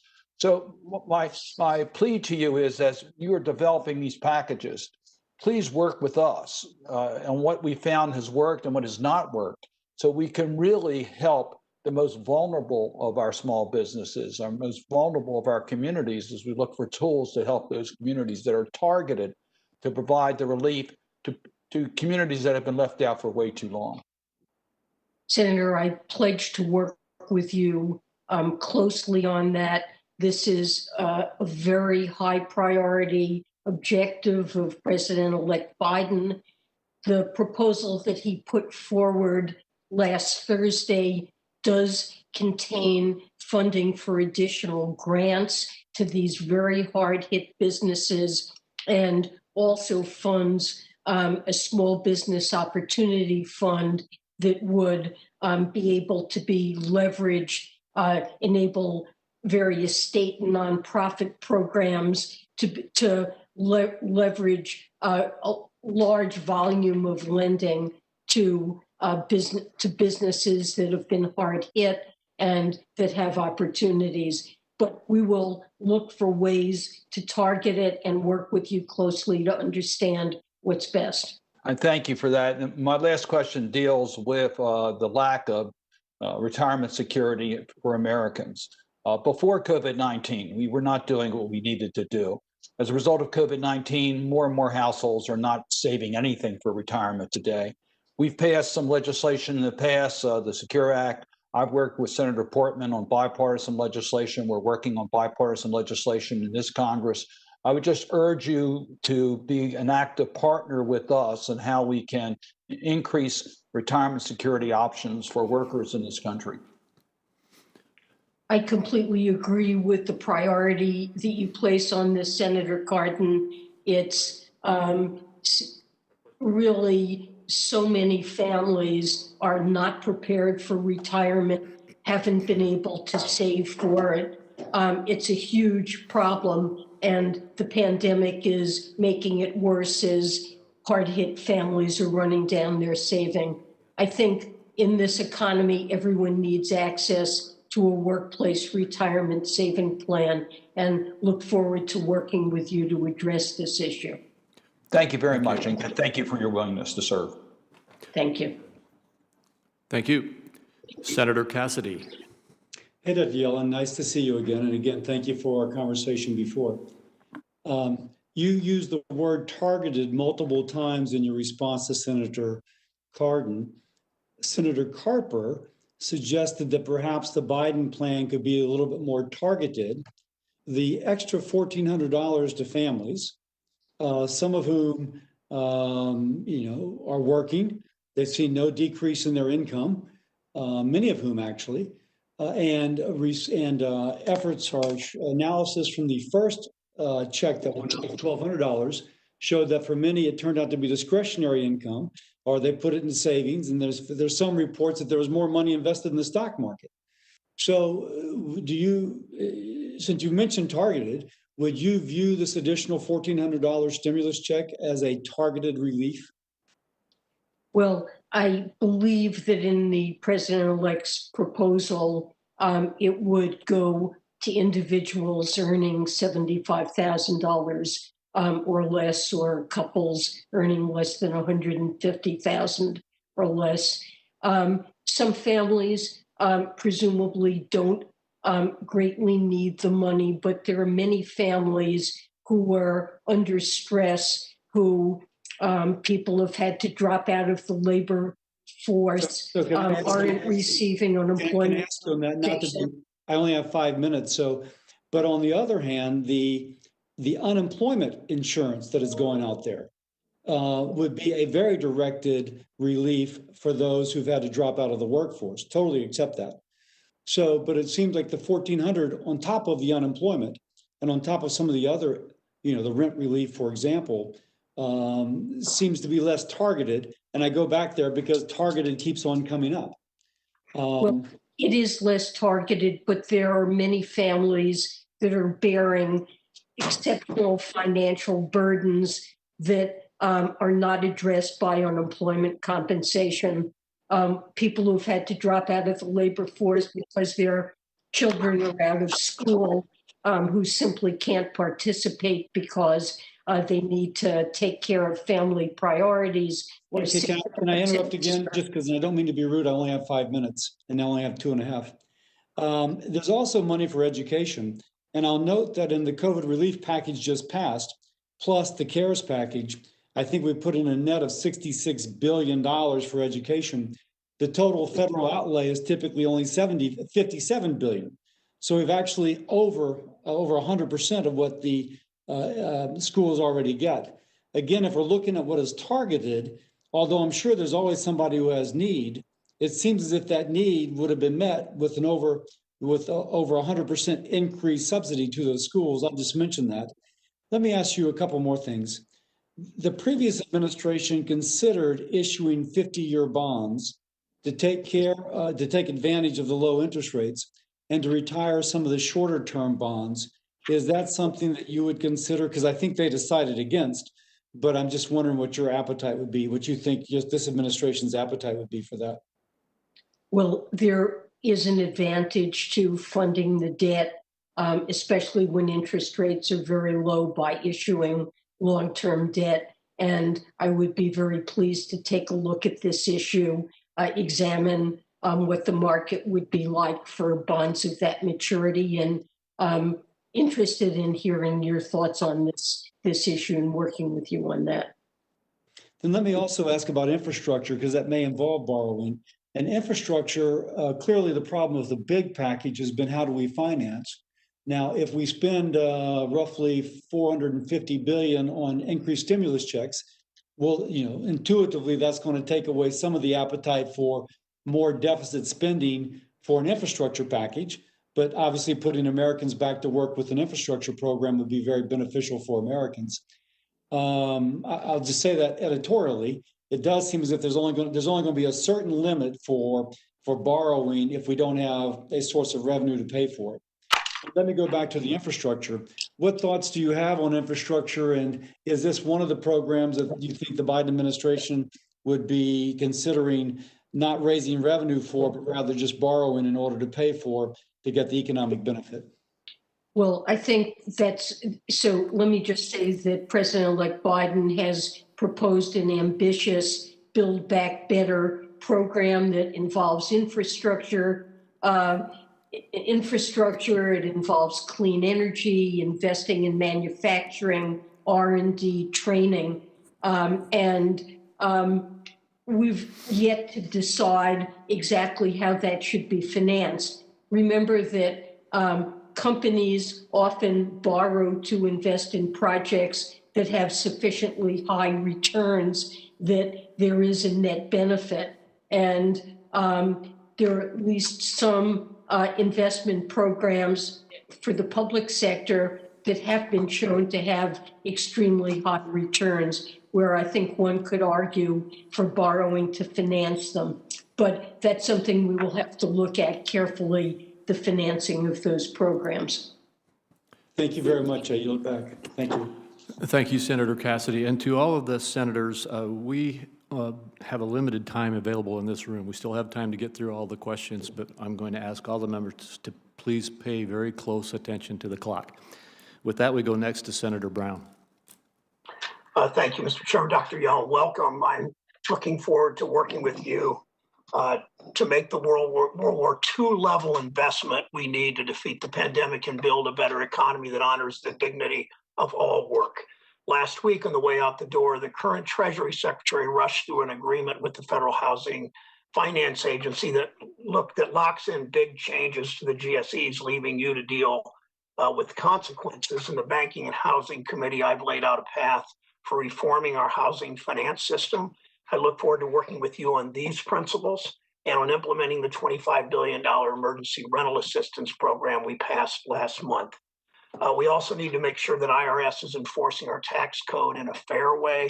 I want to work with you to make sure IRS's auditing and enforcement activities don't have disparate impacts for Black and Brown communities, as soon-to-be Chair Wyden has brought up also. Another critical issue is fixing the multi-employer pension crisis.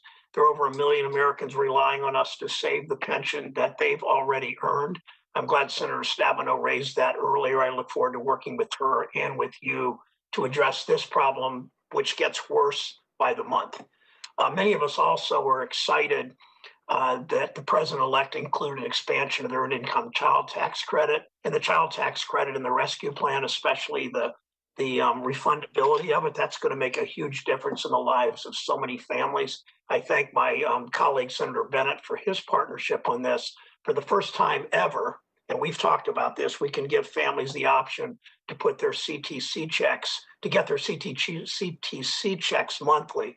That's what my Working Family Tax Relief Act calls for. If we combine that with the plan to give every American access to a no-fee checking account at a community bank, a credit union, or the post office, we can give millions of families the security of a steady financial boost and give them more power over their lives. They won't have to worry about a predatory financial institution charging them exorbitant fees just to use their own money. So I have two quick yes or no questions. If we make monthly distribution an option for families, will you ensure that IRS makes every effort to implement it as fast as possible? Yes, I will. I'll need to consult with IRS, but I'll try to get it implemented as rapidly as possible. And Madam Chair, if the IRS needs additional funding to make this happen, will you make sure the President-elect's budget proposal includes the funding IRS will need? Yes. Okay, thank you. Turning now to the impact, following up on Senator Menendez on state and local governments, how that affects millions of workers. My state faces a $2.4 billion budget gap. My state, all states need help to prevent layoffs of teachers and firefighters and sanitation workers and children's service workers. I'm glad President-elect Biden understands that, is calling for that $350 billion in new aid. Just if you would expand a bit briefly, what are the costs if our country fails to make this investment in local and state governments? Well, we're already seeing substantial layoffs of teachers, and with budget shortfalls, we're going to see further layoffs of essential workers, including policemen and firefighters and sanitation workers. And not only is this going to be a further hardship for these essential workers in the communities that they serve, but it's also going to have ripple effects through the economy as they contract their spending and create further job losses throughout the economy. I think it's very important that we provide this aid. It's also critical to get children back to school. State and local governments and their school systems need the resources to reopen schools. It's President-elect Biden's plan to try to have that happen within the next 100 days, but the schools need more resources that state and local governments would be hard-pressed to provide. Thank you, Madam Chair. A number of my colleagues have talked today about competitiveness. It's clear from your comments you understand that investing, that corporations paying their fair share in reforming our tax code so it puts workers first, American jobs first, actually helps American competitiveness. Investing in workers through the dignity of work helps us be more competitive. Mr. Chairman, I'll just close with this, that I wanted to talk for a moment about the work that you and I did in the Banking Housing Committee. I appreciate Chair Yellen's comments today in the New York Times about restoring FSOC to its intended role. I look forward to working with the chair and with Ranking Member Toomey on that. Climate change, creating clean energy jobs, implementing, as you and I have talked, Madam Chair, implementing our anti-money laundering bill. We're losing billions of tax dollars to these anonymous overseas shell corporations, revenue that could be used to do a lot of the things that we've talked about today. So I'm thrilled that you're returning to public service. And Mr. Chair, I thank you for your forbearance. Thank you, Senator Brown. Thank you so much, Senator. Senator Lankford. Thank you. Dr. Yellen, thanks again for stepping back into government service. It is not an easy thing for anyone to be able to step in and do, especially in this season. So thanks for stepping back in again to be able to do that. Let me ask you a whole multitude of questions, and I'll try to be rapid and to be able to walk through some of these. You made a comment to Senator Thune earlier saying eventually we're going to have to deal with the issue of debt.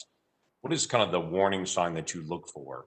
And is there an upper limit to the federal debt that we should be watching for? And in your perspective, what are the key signs? Because if you use the word eventually, that would tell me that you don't think it's infinite. What is that upper limit? Oh, well, I would agree with you. I think there's no single metric that summarizes our overall fiscal situation.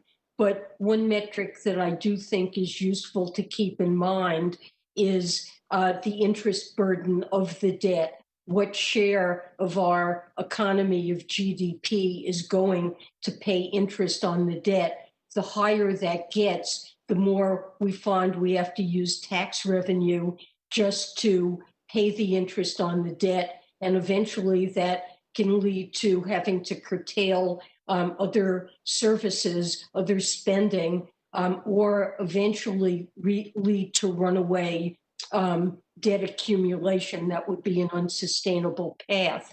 In a very low interest rate environment like we're in, what we're seeing is that even though the amount of debt relative to the economy has gone up, the interest burden hasn't. So I would keep the interest burden in mind as a metric. Right now it's low, but longer term, we have to make sure that deficits that we run in the federal budget are consistent with stability in that kind of ratio. I would submit that we have to find an earlier warning sign, because once interest rates start ticking up, in some ways it's too late because you have so much debt that's there and the interest rates begin to tick up. If you find that moment where it's unsustainable, it rapidly gets worse. You made a comment in an interview in 2018 that I want to be able to follow up with you on it. In this particular interview, you said the United States debt path was unsustainable, and that if I had a magic wand, I would raise taxes and cut retirement spending. Do you remember what you meant by that? It was a comment that you made in 2018, and I'm not playing quiz show with you to try to go back and to be able to review that, but I want to know just your perspective in 2018. If you had a magic wand, because of unsustainable debt path, I would raise taxes and cut retirement spending. Well, we've long known that as our population ages and if medical expenses, healthcare costs continue to rise over time at rates faster than the general level of other prices, that there would be increasing shortfalls in both Social Security and Medicare, and that eventually we would need to find ways to address it. And it doesn't have to be these very important programs. I think it's important to remember that once upon a time, poverty in the United States, if you looked at who the poor population was, it was the elderly. And these programs have played an essential role in giving Americans a safe and secure and dignified retirement. So we need to preserve these programs and certainly preserve the benefits, especially for lower income Americans who depend on them. So you're not discouraging retirement savings or tax incentives for individuals that choose to save for retirement. I think we should also have incentives and ways to help people save for retirement above and beyond that. But I would want to see these benefits preserved. One thing that we could do to diminish imbalances is to find ways to deliver health care more cheaply and more efficiently. And there are a lot of ideas for doing that. And I would look first to those kinds of things to achieve sustainability. Okay, so really what you meant by that wasn't cut retirement spending, it was cut the amount that retirees spend on healthcare. Is that what you're saying? Well, that would be an important way to find ways to deliver these healthcare services more efficiently. Thank you. I will have several questions for the follow-up on the record about the role of OCC. Obviously, that's a different role. It's there. You've mentioned before about raising taxes, not right now. It'd be hard to be able to do that right now. I want to get a feel from you on what those initial metrics are you're looking for before we can raise taxes to be able to deal with that, and also sanctions issues with Iran and how that specifically plays into the coming decisions you'll have to make. So I'll submit those for the record. I appreciate your testimony. Thank you. Thank you, Senator Lankford. I appreciate the senators paying attention to the clock. Senator Bennett. Thank you, Mr. Chairman. It's good to see you. And thanks, Dr. Yellen, for your willingness to serve. I think we're very, very lucky that you're willing to do it especially at this time. And I want to say one word to my colleagues. I've heard the discussion today about deficit, and I share the view that in the long term, we need to figure out how to create a sustainable fiscal path for our country. I share that view. I also believe that we've made some poor choices in terms of what we've borrowed money to spend on. We had 2 wars in the Middle East that lasted for 20 years that cost us something like $5.6 trillion, all of which was borrowed, none of which was paid for. We've cut taxes for $5 trillion, almost all of it to the wealthiest people in America. And we borrowed every penny to do that. And as Dr. Yellen was just saying, we're running, and I don't think anybody can take pride in this, a healthcare system in America that costs twice as much as any other healthcare system in the world, and we're borrowing a whole bunch of money to do that. What we haven't done is invested in our human capital, our people. What we haven't done is invest in our infrastructure. It's not in America, in the next generation of Americans. So it's not just a matter of what the balance sheet looks like. It's also a question of what are the choices that we're making. And I hope together we're going to make some choices with this new administration to invest in the American people and give them a fighting chance in this terrible pandemic and in this slowing economy. And it brings me to my question for you, Dr. Yellen. It's a little odd because you can't actually see you, but I wanted to talk about the decision that the Biden administration made to include the expanded child tax credit and to make it fully refundable, to take it up from the level that it is today to $3,000. Sherrod Brown, my colleague from Ohio, and I have been working on that for almost a decade. If this manages to make it through the Congress, we will have cut childhood poverty in America by 45%. By some estimates, the cost of childhood poverty in this country is $1 trillion. You were mentioning a minute ago in your answer to the senator from Oklahoma the importance of programs like Medicare and in ending the childhood or the poverty we see among seniors or diminishing it. We have a crisis in our country because so many of our children are growing up in poverty. It would seem to me that of all the things we've talked about today, at least from my perspective, I can't think of anything that would make a greater difference in the prospects of the next generation and of this country's prospects than cutting childhood poverty almost in half in the way that you have proposed in the Biden recovery package. I wonder, Dr. Yellen, if you could say a word or two about the importance of that proposal. Well, Senator Bennett, I very much agree with all of the points that you just made, that childhood poverty is way too high in America, and one of the best ways that we can reduce that is providing refundable child tax credit at a level that really makes a dent in that. And I think that this proposal is really important because, as you said, it will substantially reduce childhood poverty, give families the ability to invest in their children, and to give them the kinds of tools that they need to succeed in this economy. You know, one of the things we suggested in our bill, I think Senator Brown talked a little bit about this, was the idea that the Treasury Secretary could set up monthly advanced child tax credit payments. I wonder, just in the last seconds that I have, whether you agree that monthly payments would aid in smoothing families' incomes and spending levels over the course of the year, better helping them make ends meet during this difficult time. I agree. These families have serious liquidity issues, and not having to wait until tax day to receive these payments would be very beneficial.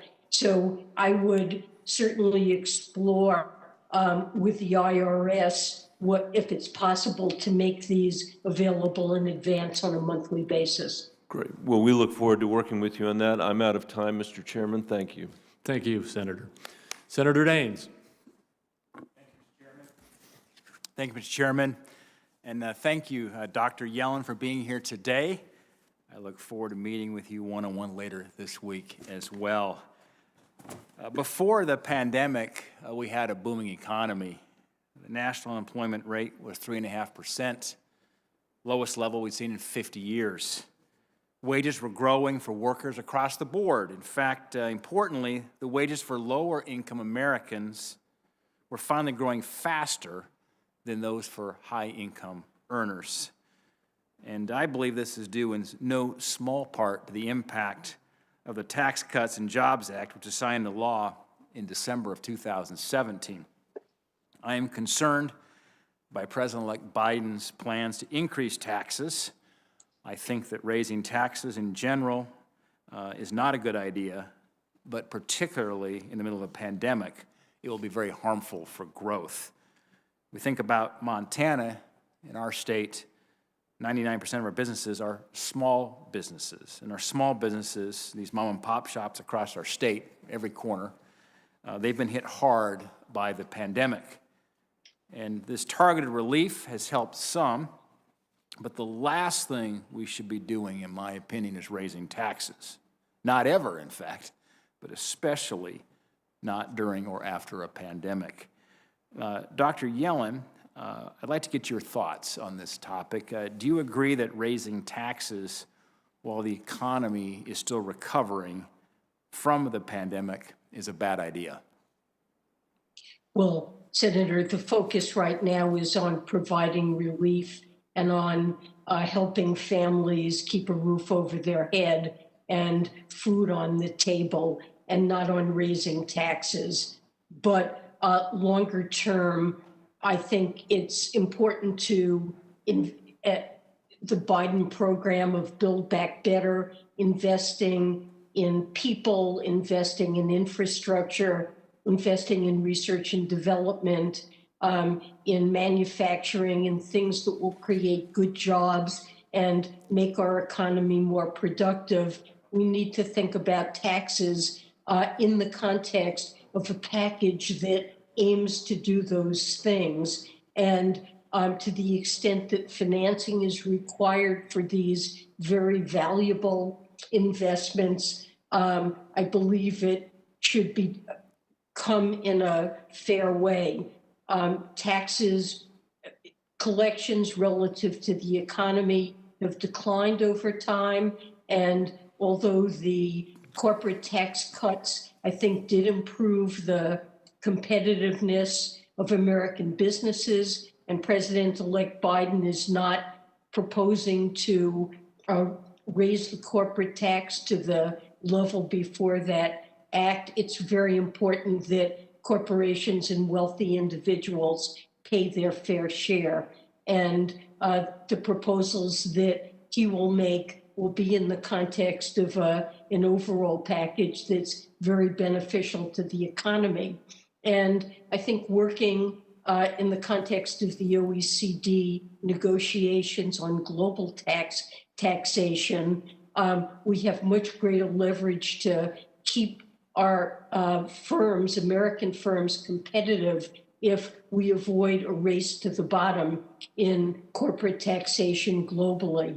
And that is one of the Dr. Yellen, critical I know we'll have a chance to have probably vigorous and robust discussions about that, but I just want to remind everybody in this committee that it's the pass-throughs and the non-C-corps that are the primary drivers of economic growth in a state like Montana. It's smaller businesses, but we'll have that discussion at a later point. I want to shift gears about a bill I have with Senator Warren on the Retirement Savings Lost and Found Act. This really gets back to retirement policies to help Americans ensure that they are saving for their retirement. This bill recognizes that as people switch jobs, which Americans are doing at higher rates than ever before, many unknowingly leave behind employer-sponsored retirement savings accounts. This bill addresses the problem by requiring Treasury and Social Security to create a national lost and found registry using data employers are already required to report to the Treasury Department. Dr. Yellen, would you support this concept? It's a bill that I have with Senator Warren, and would you commit to working together to make sure this would be administered smoothly by the Treasury? Absolutely. I think it's an important objective that you've outlined there, and if it does become law, of course, we will do everything possible to make sure that it's implemented effectively. Okay.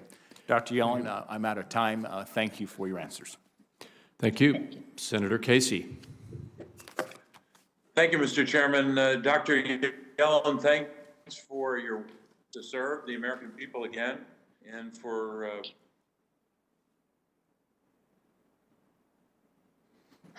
I'm sorry, I can't hear you. Senator Casey, can you hear us? I can hear you. Oh, we can hear you Okay. again. Why don't you start again? Okay. Oh, Doctor, thanks so much. I hope you can hear me. Now I can hear you.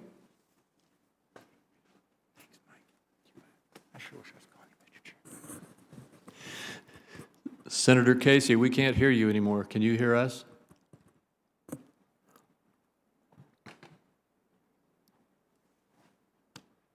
I take it that we have a technical difficulty. When we can get Senator Casey back connected, we will return to him. Senator Whitehouse, I think, has had to step out. No, I'm here. Oh, good. Go ahead, Senator Whitehouse. Okay, great. Bob, sorry to bump you. I hope your technology improves. Dr. Yellen, welcome back. Good to be with you. The American political system right now is rotten with dark money. Anonymous donors are all over our political system with huge contributions in what has been aptly described as a tsunami of slime flowing through our country. ProPublica has chronicled the inconsistent statements made by some of these groups between what they report to the IRS and what they report to election officials. Both statements are under oath, so when they're inconsistent, that raises a red flag. I just wanted to flag for you that when you are confirmed, I intend to ask you to direct a review of the IRS 501c policies, because it's my belief that for a long time, the policies of the IRS have been very misaligned with the statutory direction that Congress gave the IRS over these agencies, and that to a degree, the IRS was bullied into taking these non-statutory positions because there was so much blowback from the dark money forces and from their mouthpieces when they tried to intervene. I think the 501c problem and the extent to which anonymous money is now interfering in our politics is deadly serious. And I hope when I ask you, you'll take an honest look at this and not appoint someone to do it who'll give it a whitewash, and instead take a really good hard look at what went wrong. Senator, I would be very glad to work with you on that. You're pointing to very disturbing situation, and I'll need to get up to speed on where things are with that, but I would be glad to initiate a serious review of this matter. Good. Another serious matter is Freddie Mac warning of a coastal property values crash around the country because of climate change driven sea level rise. 40 sovereign banks warning of systemic global risk to the economic system from climate change. Economists warning of a carbon bubble that will clobber the US economy. And given how serious all of that is, I'm wondering where your senior level climate person will be in the Department of Treasury. There's no specific office. How are you going to staff addressing climate at the most senior levels of Treasury? Well, I will look to appoint someone at a very senior level to lead our efforts and to create a hub within Treasury in which we particularly focus on financial system related risks and tax policy incentives toward climate change. I think we need to seriously look at assessing the risks to the financial system from climate change. The Federal Reserve has recently said that they would be joining the network of supervisors for greening of the financial system. There are developing methodologies to do that, and we'll focus on that. In a word or two, how seriously do you think we should take Freddie Mac's warnings of coastal property value crash, the sovereign bank warnings of systemic risk, and so many economists' warnings of a carbon bubble crash? I think we should take these risks very, very seriously. I think climate change is an existential threat, and both the impact of climate change itself and policies to address it could have major impacts, creating stranded assets, generating large changes in asset prices, credit risks, and so forth that could affect the financial system. So these are very real risks. And systemic risk is a mild phrase, but it conveys a very powerful message, doesn't it? Yes, it does. I agree with you. Last question. I believe that foreign corruption and kleptocracy is inimical to our national security interests. For too long, the US has been a haven for international corruption and kleptocracy through our shell corporations, with intense leadership from Mike Crapo, who I want to give a big shout out to here, and Sherrod Brown. We got into the National Defense Bill the Beneficial Ownership Reform Incorporation Transparency Bill, another tedious name for something that's actually very brutal and essential. And I'm interested in who you think will lead the effort of cleaning up that mess using this new statute within Treasury, and how high up within Treasury will you place responsibility for cleaning up the dark money shell corporation problem that America has fomented? So let me start by saying that this is a very important problem, and that the act that was recently passed by Congress gives us an enormously potent tool to address this problem. We will try to get up and running as quickly as possible and devote ourselves to building that database so that we can address these issues. And we'll be certainly looking to give this very high priority. You agree it has a national security dimension? Absolutely. That's it for me. Thank you very much, Dr. Yellen. I really look forward to working with you. And to Bob Casey, my apologies for jumping ahead of you. Thank you, Senator Whitehouse. Senator Portman. Thank you, Mr. Chairman. And to Dr. Yellen, thank you very much for your time you gave me recently to talk about many of the issues that I know have come before the committee today. I'm going to revisit one that I'm sure has been talked about, which is the fiscal discipline question. A Treasury Secretary can be very powerful within an administration, providing a voice for fiscal sanity, and I would urge you to do that. Our conversation was about the relatively low interest rate environment and the fact that you think that investments are needed and that going into further deficits and adding to our debt is appropriate. I would hope, again, that although we do have relatively low rates today, knowing that that could change, we shouldn't get too comfortable with that. And second, that we have historic levels of deficits now, and as a percent of our GDP, not seen since World War II, which is frightening.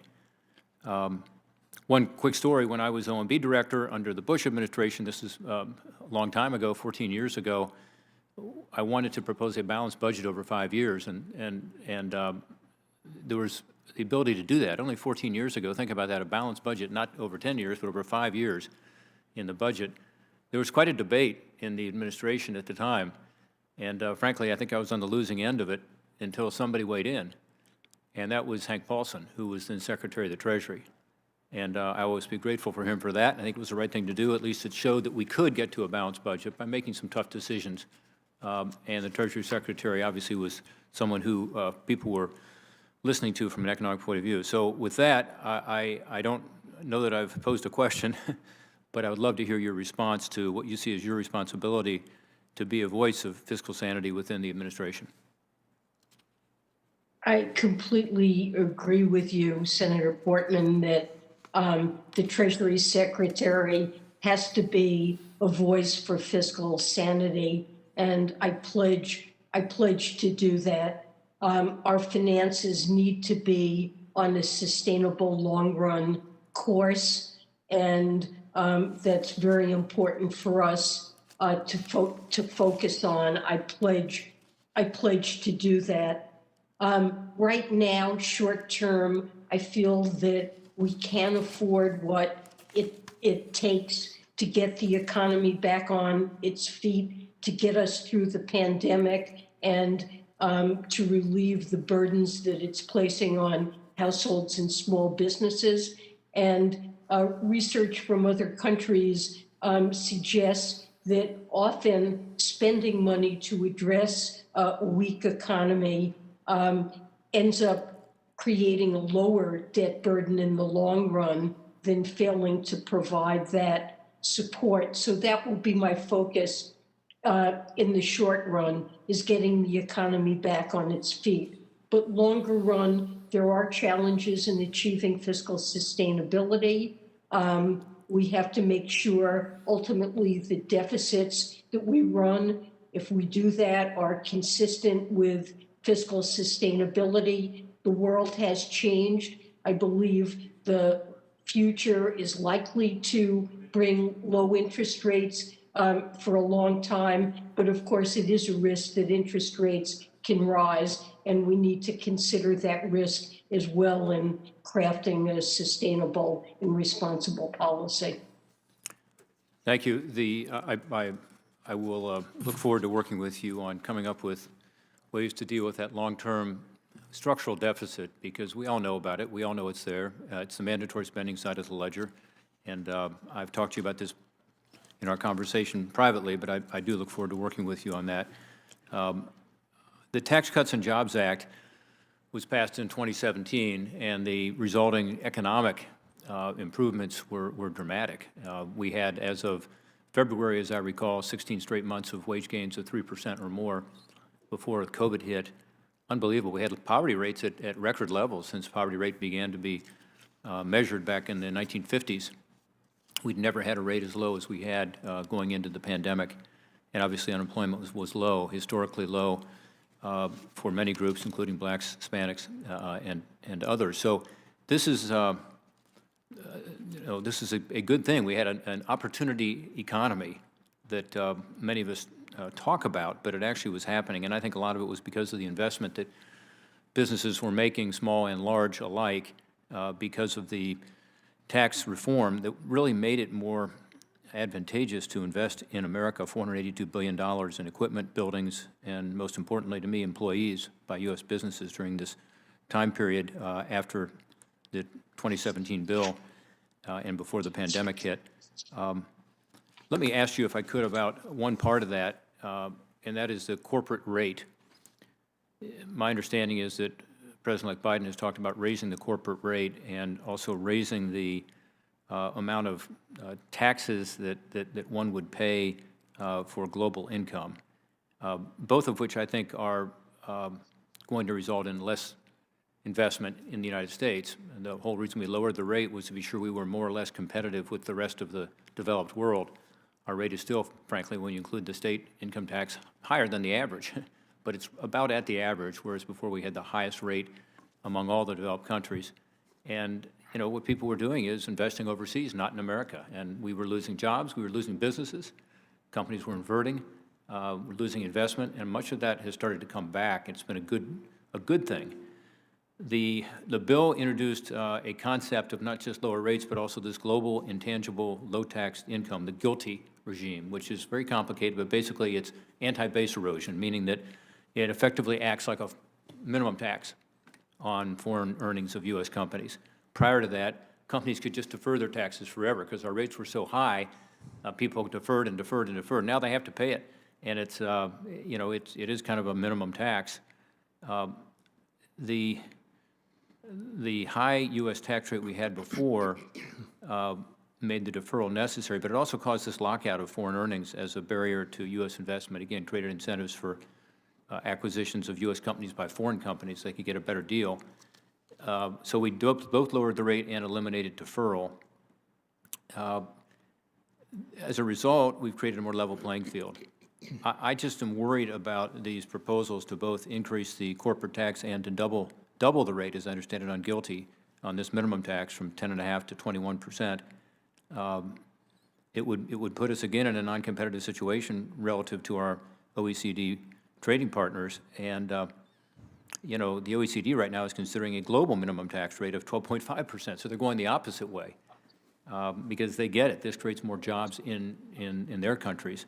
So I hope that you will push back against that, understanding that, you know, you may not approve all of the tax cuts and tax reforms that were in there, but certainly on the business side, this created an incentive to invest in America. Senator The lower rates and Portman, also the ability to write off your investment. Senator Portman, we are on a time schedule here because another committee needs to take this room. So could I ask that to be a question for the record? Great. Well, I would love to hear your response in the record for that. Again, I appreciated our conversation on that and other issues, and I look forward to hearing from you. Thank you. Thank you. And Dr. Yellen, I know you've responded to that type of question a couple of times, but if you could give a very thorough response in the question for the record, because I thought that was a very well-stated question. Thank you, Chairman. Thank you. Next, we will return to Senator Casey. Mr. Chairman, you can hear me now. Yes, we got you. Okay.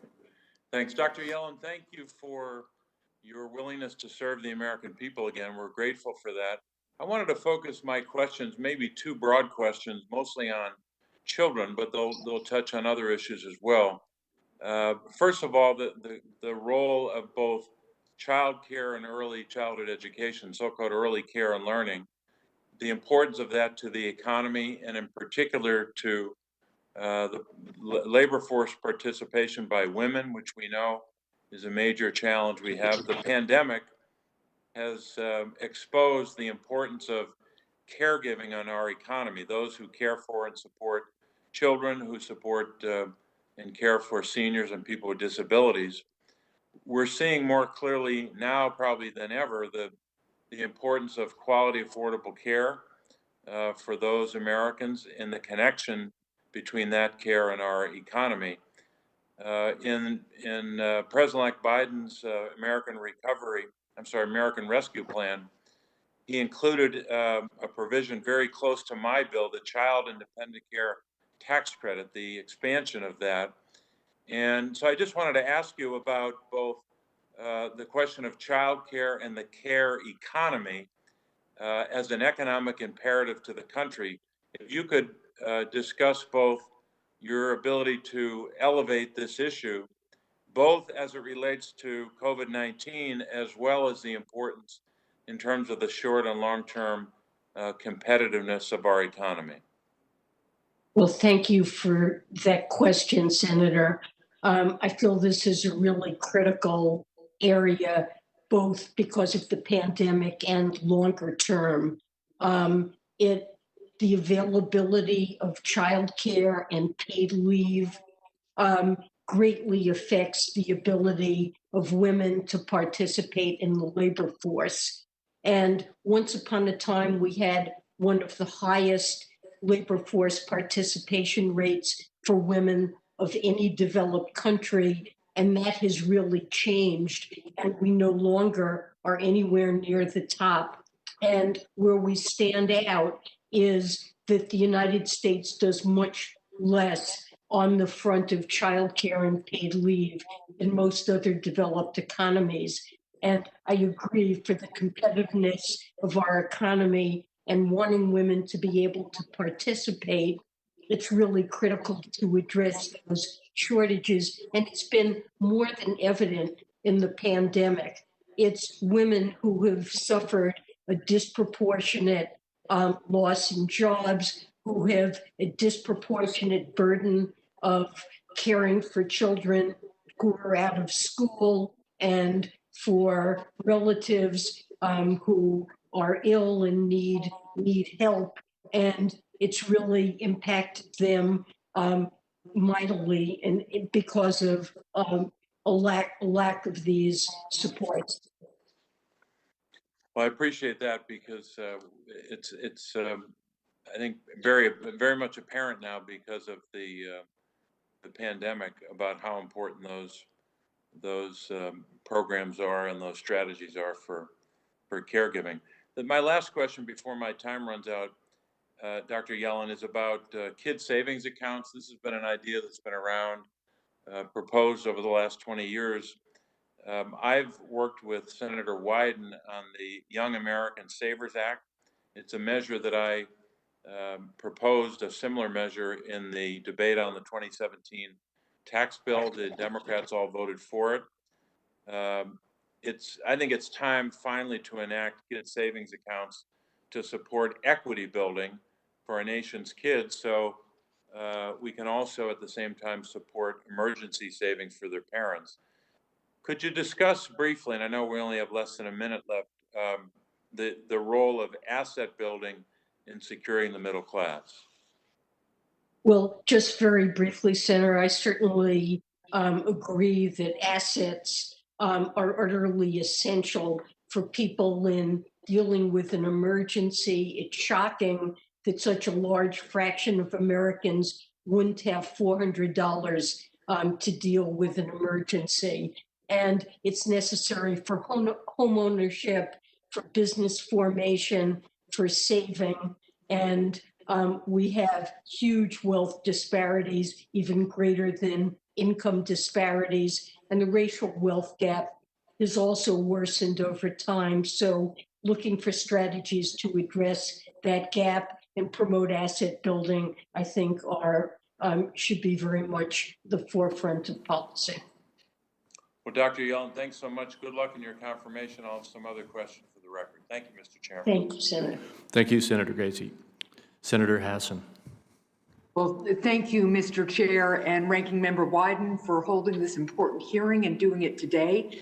Thank you, Dr. Yellen, for appearing before the committee and for your willingness to serve our country during this difficult time. Having someone with your expertise at the Treasury is going to be pivotal to helping struggling families and businesses as we work to contain the virus, protect and create jobs, and rebuild the economy. I have 3 questions that I think we can cover in our time.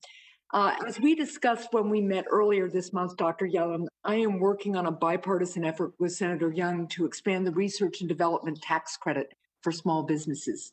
New businesses and innovative startups are a major source of job creation, which is going to be key to rebuilding our economy after we contain the virus. Dr. Yellen, could you speak to the importance of R&D investments to creating jobs and to the economic recovery?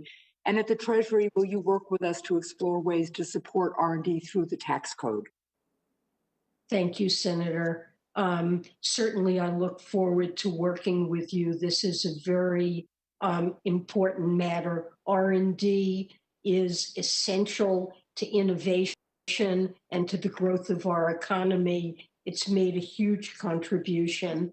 And I think you're absolutely right that new businesses and innovative businesses have driven job creation.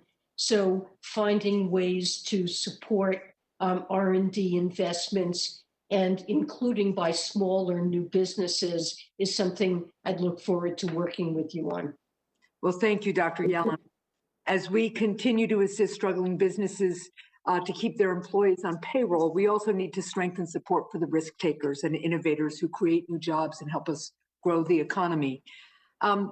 Toward that end, the recent economic relief package contained a bipartisan bill that I introduced with Senator Burr to allow small businesses to both participate in the Paycheck Protection Program and to claim the Employee Retention Tax Credit.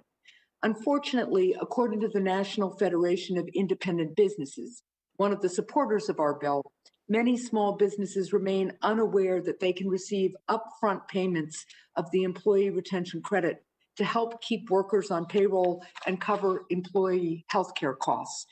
Dr. Yellen, how can Treasury increase awareness of the Employee Retention Credit so that small businesses can quickly and effectively receive the full range of economic relief available?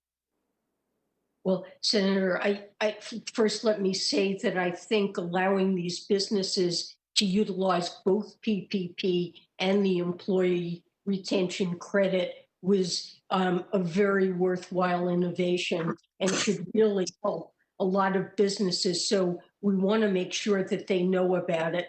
I will discuss this, I promise, with the IRS to see if there's something that they can do, but perhaps we can also work with nonprofits and with groups like the Federation for Small Businesses to see if we can find ways to publicize it so that they're aware that this is a benefit that's available. Well, thank you. I think this is an important factor in helping us accelerate the recovery and protecting jobs. So thank you for your willingness to work with us on that. I wanted to switch topics a little bit to the issue of terrorist financing. In previous finance hearings with outgoing Secretary Mnuchin, I've raised the importance of Treasury programs that combat the financing of terrorist and criminal organizations. The Bipartisan National Defense Authorization Act passed earlier this month, and it included a provision led by Senator Warner that established an advisory group with Treasury to counter new ways that terrorists use emerging financial technology. One area of growing concern, for example, is the potential for terrorists and criminals to use cryptocurrency to finance their activities. So, Dr. Yellen, can you outline some of these emerging technological concerns and how Treasury should combat new forms of terrorist and criminal financing? Senator, I think you're absolutely right that the technologies to accomplish this change over time, and we need to make sure that our methods for dealing with these matters with terrorist financing change along with changing technology. Cryptocurrencies are a particular concern. I think many are used, at least in a transactions sense, mainly for illicit financing. And I think we really need to examine ways in which we can curtail their use and make sure that anti-money laundering doesn't occur through those channels. Thank you, Doctor. Thank you, Mr. Chair. My time is up. I look forward to working with you, Dr. Yellen. Look forward to working with you as well.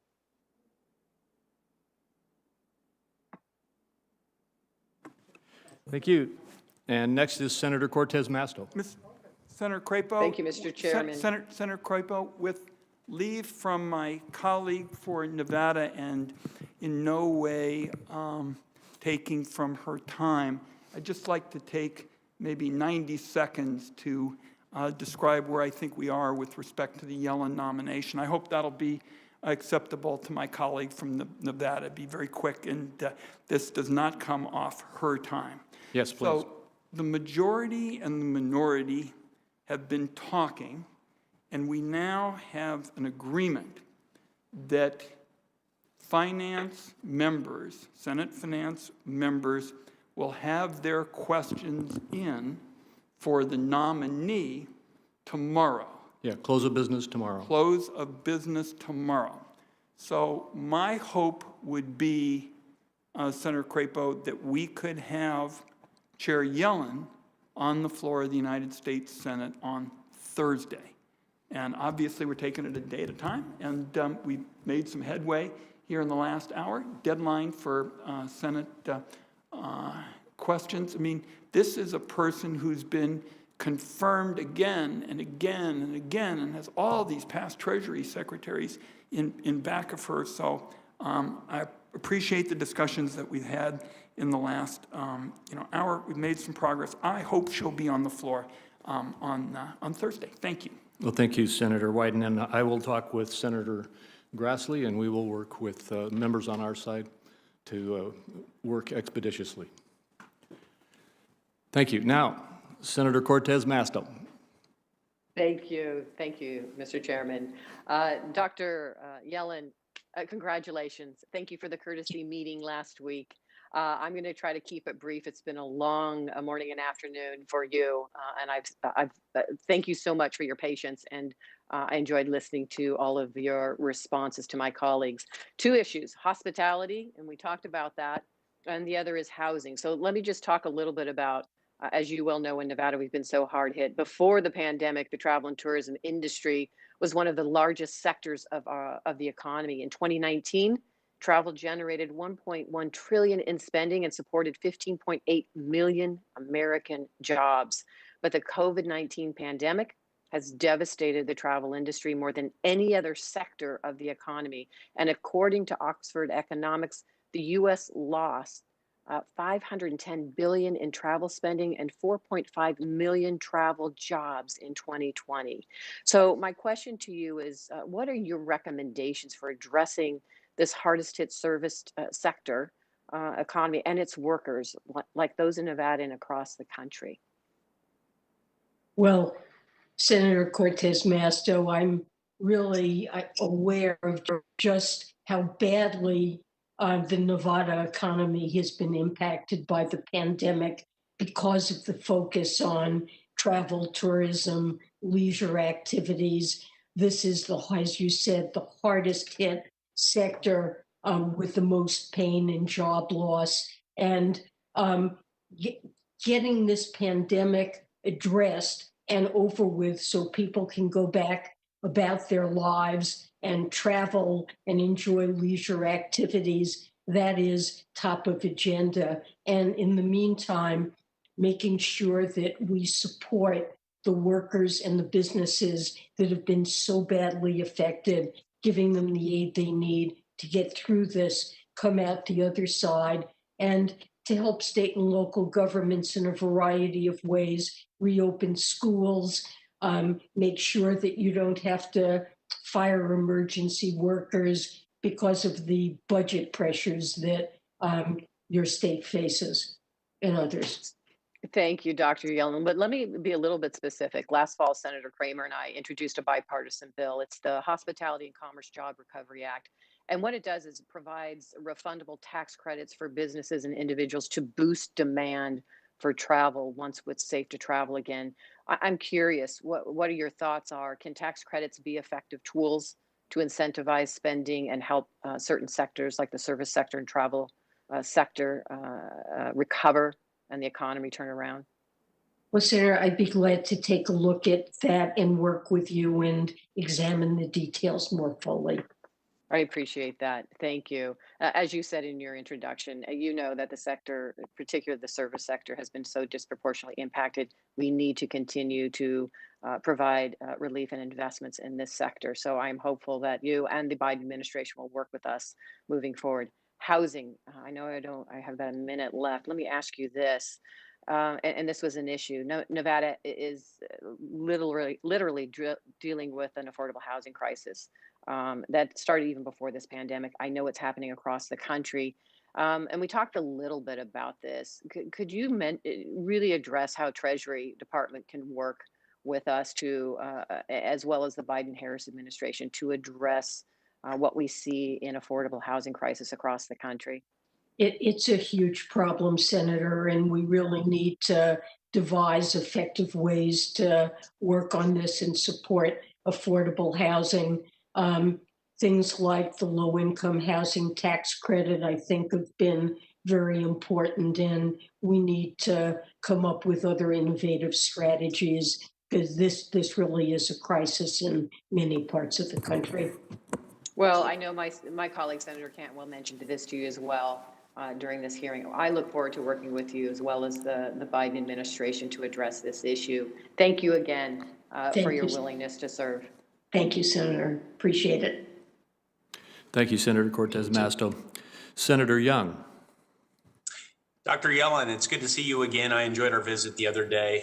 Congratulations once again on your nomination. I would like to ask you, for starters, about some questions about our hardest hit businesses. It has been widely reported that we are in the midst of a K-shaped recovery where Wall Street doing pretty well, so many of our small businesses doing well, In fact, record profits we've seen from a number of them. Meanwhile, a number of our Main Street firms are if not hollowed out, certainly just pockmarked with businesses that are shuttered on account of this pandemic and associated public health measures. In your July 17 testimony before a House subcommittee, you indicated, Doctor, that there would be scars left on the economy. And by that, I infer you probably meant an erosion of skills within our workforce, a loss of innovation that tends to occur among these small firms, to say nothing of the future opportunities for growth. In the state of Indiana, it's estimated that 1 in 4 small businesses face closure, including generations deep family businesses that have really become pillars within given communities. So there's a social and cultural dimension to this as well. That's all if economic conditions do not improve. Blessedly, we've invented these vaccines and the economy will be opening up, and we have a relief package that we came together and passed to the American people before year's end. In light of that relief that we have offered, it seems to be making a difference. There seem to be some sunnier days ahead. What do you expect the need to be for additional small business assistance, and why do you expect that need to exist to a particular level? Well, unfortunately, I fear we have some very difficult months ahead before the vaccine has been widely enough disseminated to really open up the economy and let people get back to their regular lives, going out to eat at restaurants and engage in entertainment and things that involve face-to-face contact. So I think the PPP funding included in the last bill is tremendously important. We're going to do everything we can to work with the Small Business Administration to get that support out as quickly and as effectively as we can. These small businesses are the lifeblood of their communities and provide a disproportionate share of jobs in America. And so supporting them, I think of scarring as not only affecting workers, but when businesses fail that have been the backbones of their communities, that's permanent job loss for workers and a tragedy for the communities. So this is certainly something we want to do. And if more funding is needed, we would come back and ask for that. We've asked for some money for grants for the smallest businesses and some funding to support state and local and nonprofit in getting assistance out. Well, and I have to say that seems prudent to me, Doctor. It's my sense, informed by conversations with people on the ground as well as economists, that there will be additional assistance needed for some of our hardest hit businesses. But we're going to have to continue to monitor that. I think that's the right approach. I also sense it's prudent, again, after consultation with others, to hold off of certain campaign promises that might have been made. And I want to get your perspective on that. In particular, tax increases in the middle of a global pandemic, which has triggered this massive economic downturn. So the focus now is not on tax increases, it's on programs to help us through the pandemic.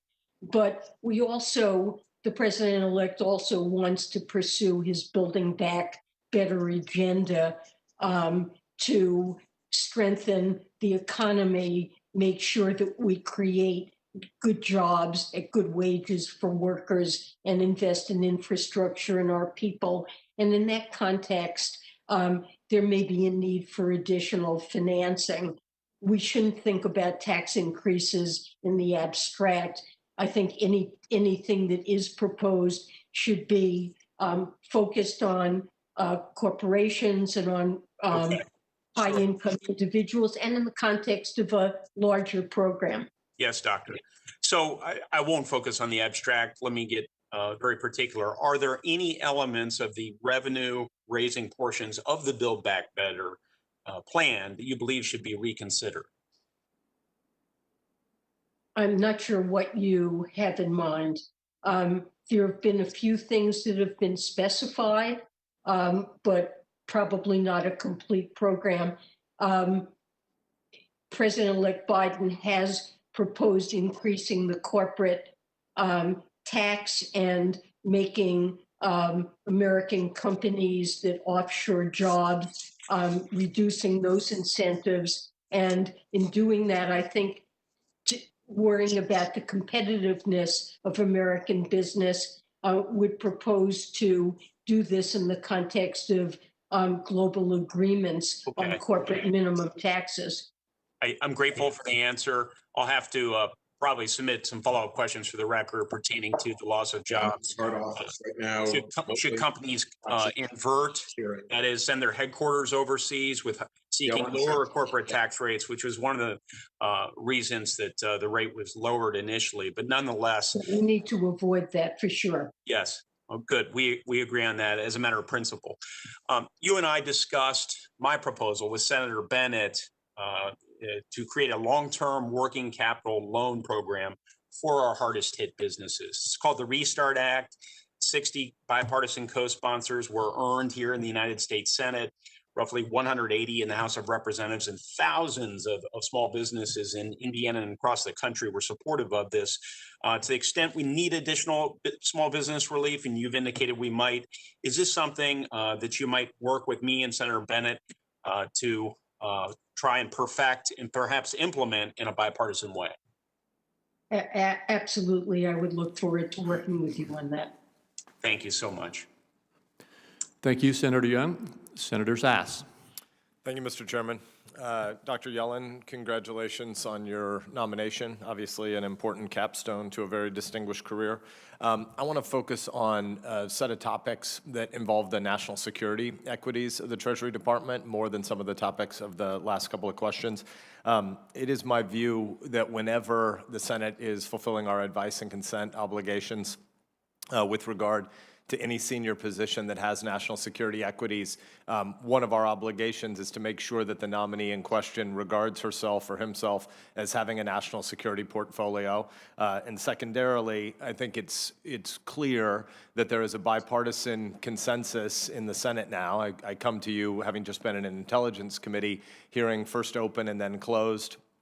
And the bipartisan consensus is overwhelming that the number one long-term geopolitical threat the United States faces, not just in the next 4 years, but probably in the next 4 decades, is the Chinese Communist Party.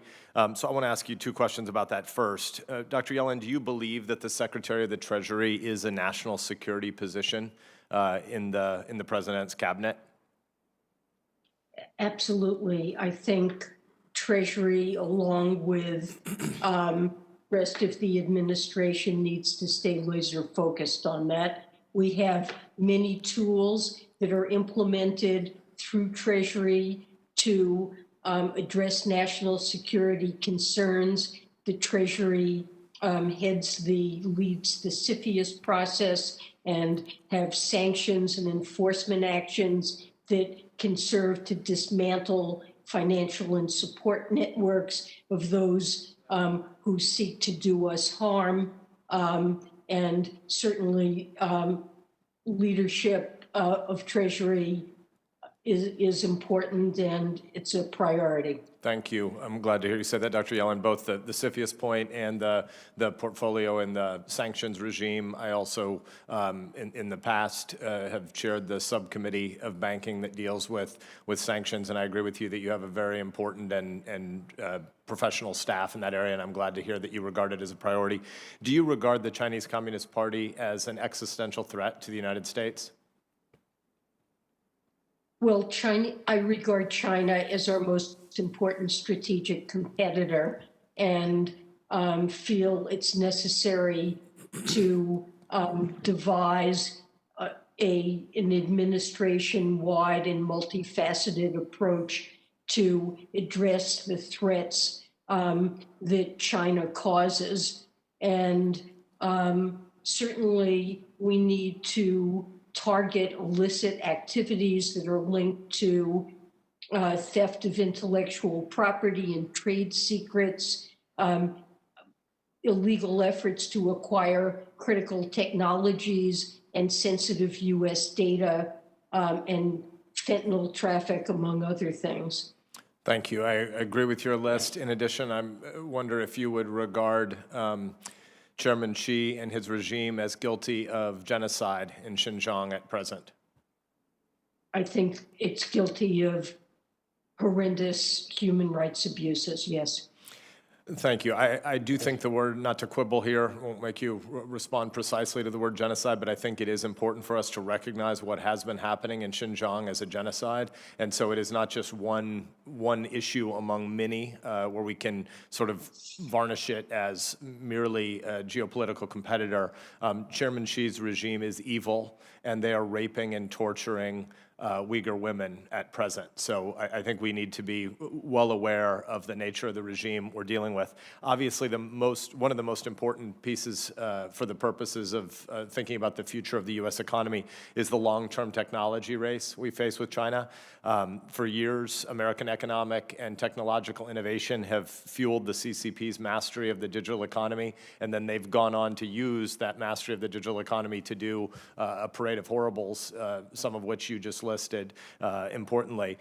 Could you walk us through how you think about a review of our technological interdependence with China? And do you believe that some degree of decoupling is going to be incumbent upon us in the next 4 years?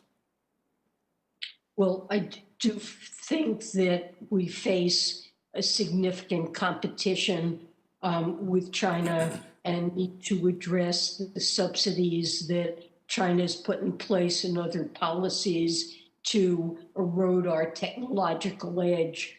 I think first and foremost, we have to make sure that we as an economy make the investments that enable us to compete with China, investments in manufacturing and infrastructure and training and research and development that are ultimately our sources of economic strength. But we need to aggressively counter unfair practices that China uses, whether it's to enforce technology transfer or to invest in ways in the United States that that are dangerous to our national security. Thank you. I agree with you that there are a number of strategic areas where we are underinvesting, from AI to quantum to biotech to robotics, machine learning, et cetera. But as relates to 5G in particular and Huawei, could you use that as a case study to talk us through kind of how you think our policy should be unfolding in the 5G space and how we should be trying to bring together allies to battle the unfair practices that we see from Huawei around the world? And Senator Sass, may I ask that you make that a QFR because we're running against a tight deadline here? Yes, Chairman. Dr. Yellen, I will make that a QFR. And again, congratulations on your nomination, and we look forward to working with you on these topics. Thank you, Senator Sass. Thank you, Senator Sass. We are running up against a tight deadline here because we have to have the committee, this room available for another committee. But we're going to return to two senators, Senator Toomey and Senator Menendez, and then we will wrap up the hearing. And with that, Senator Toomey. Thank you very much, Mr. Chairman. Dr. Yellen, I want to talk just a little bit about housing finance reform, I should say, which I think is in some ways the great unfinished business of the financial crisis. As you know, the GSEs, Fannie Mae and Freddie Mac, are still in conservatorship, still perceived as too big to fail. Now they hold almost no capital. But Secretary Mnuchin and Director Calabria of the FHFA did take some significant steps that seemed to me steps in the right direction. While I would have preferred going further, at least there is an end to the automatic profit sweep. There is the opportunity to build up capital through retained earnings. There is a capital target now for the GSEs, and there are rules that are meant to limit the acquisition of the riskiest loans by the GSEs. Have you had a chance to look at these reforms, and have you determined that you would support leaving them in place? Senator Toomey, it's a very important matter. Nothing is more important to the future of housing in the United States than what we do with Fannie and Freddie.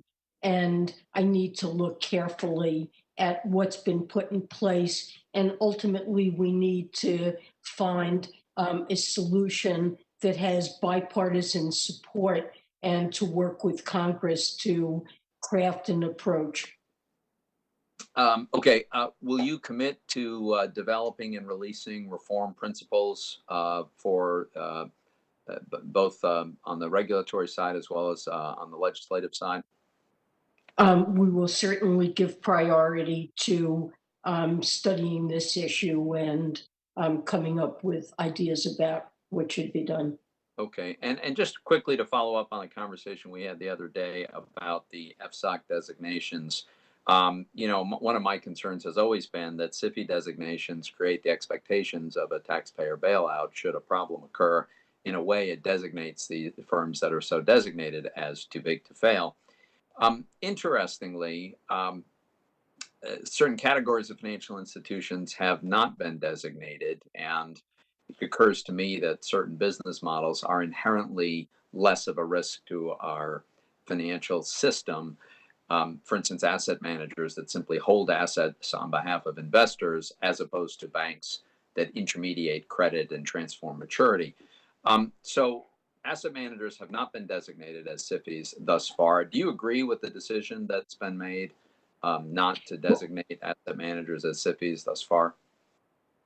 Well, when I served on FSOC as Fed chair, it was proposed to look at activities that asset managers engage in that might pose systemic risks. And a paper was issued that mentioned problems of possibly looking at high leverage in hedge funds. A working group was formed that was to look at, I think it's since been disbanded, the matter of whether or not some hedge funds have dangerous levels of leverage, open-end mutual funds that promise daily redemption and liquidity, that invest in assets that are relatively illiquid, can pose problems. And I think we saw some of those problems in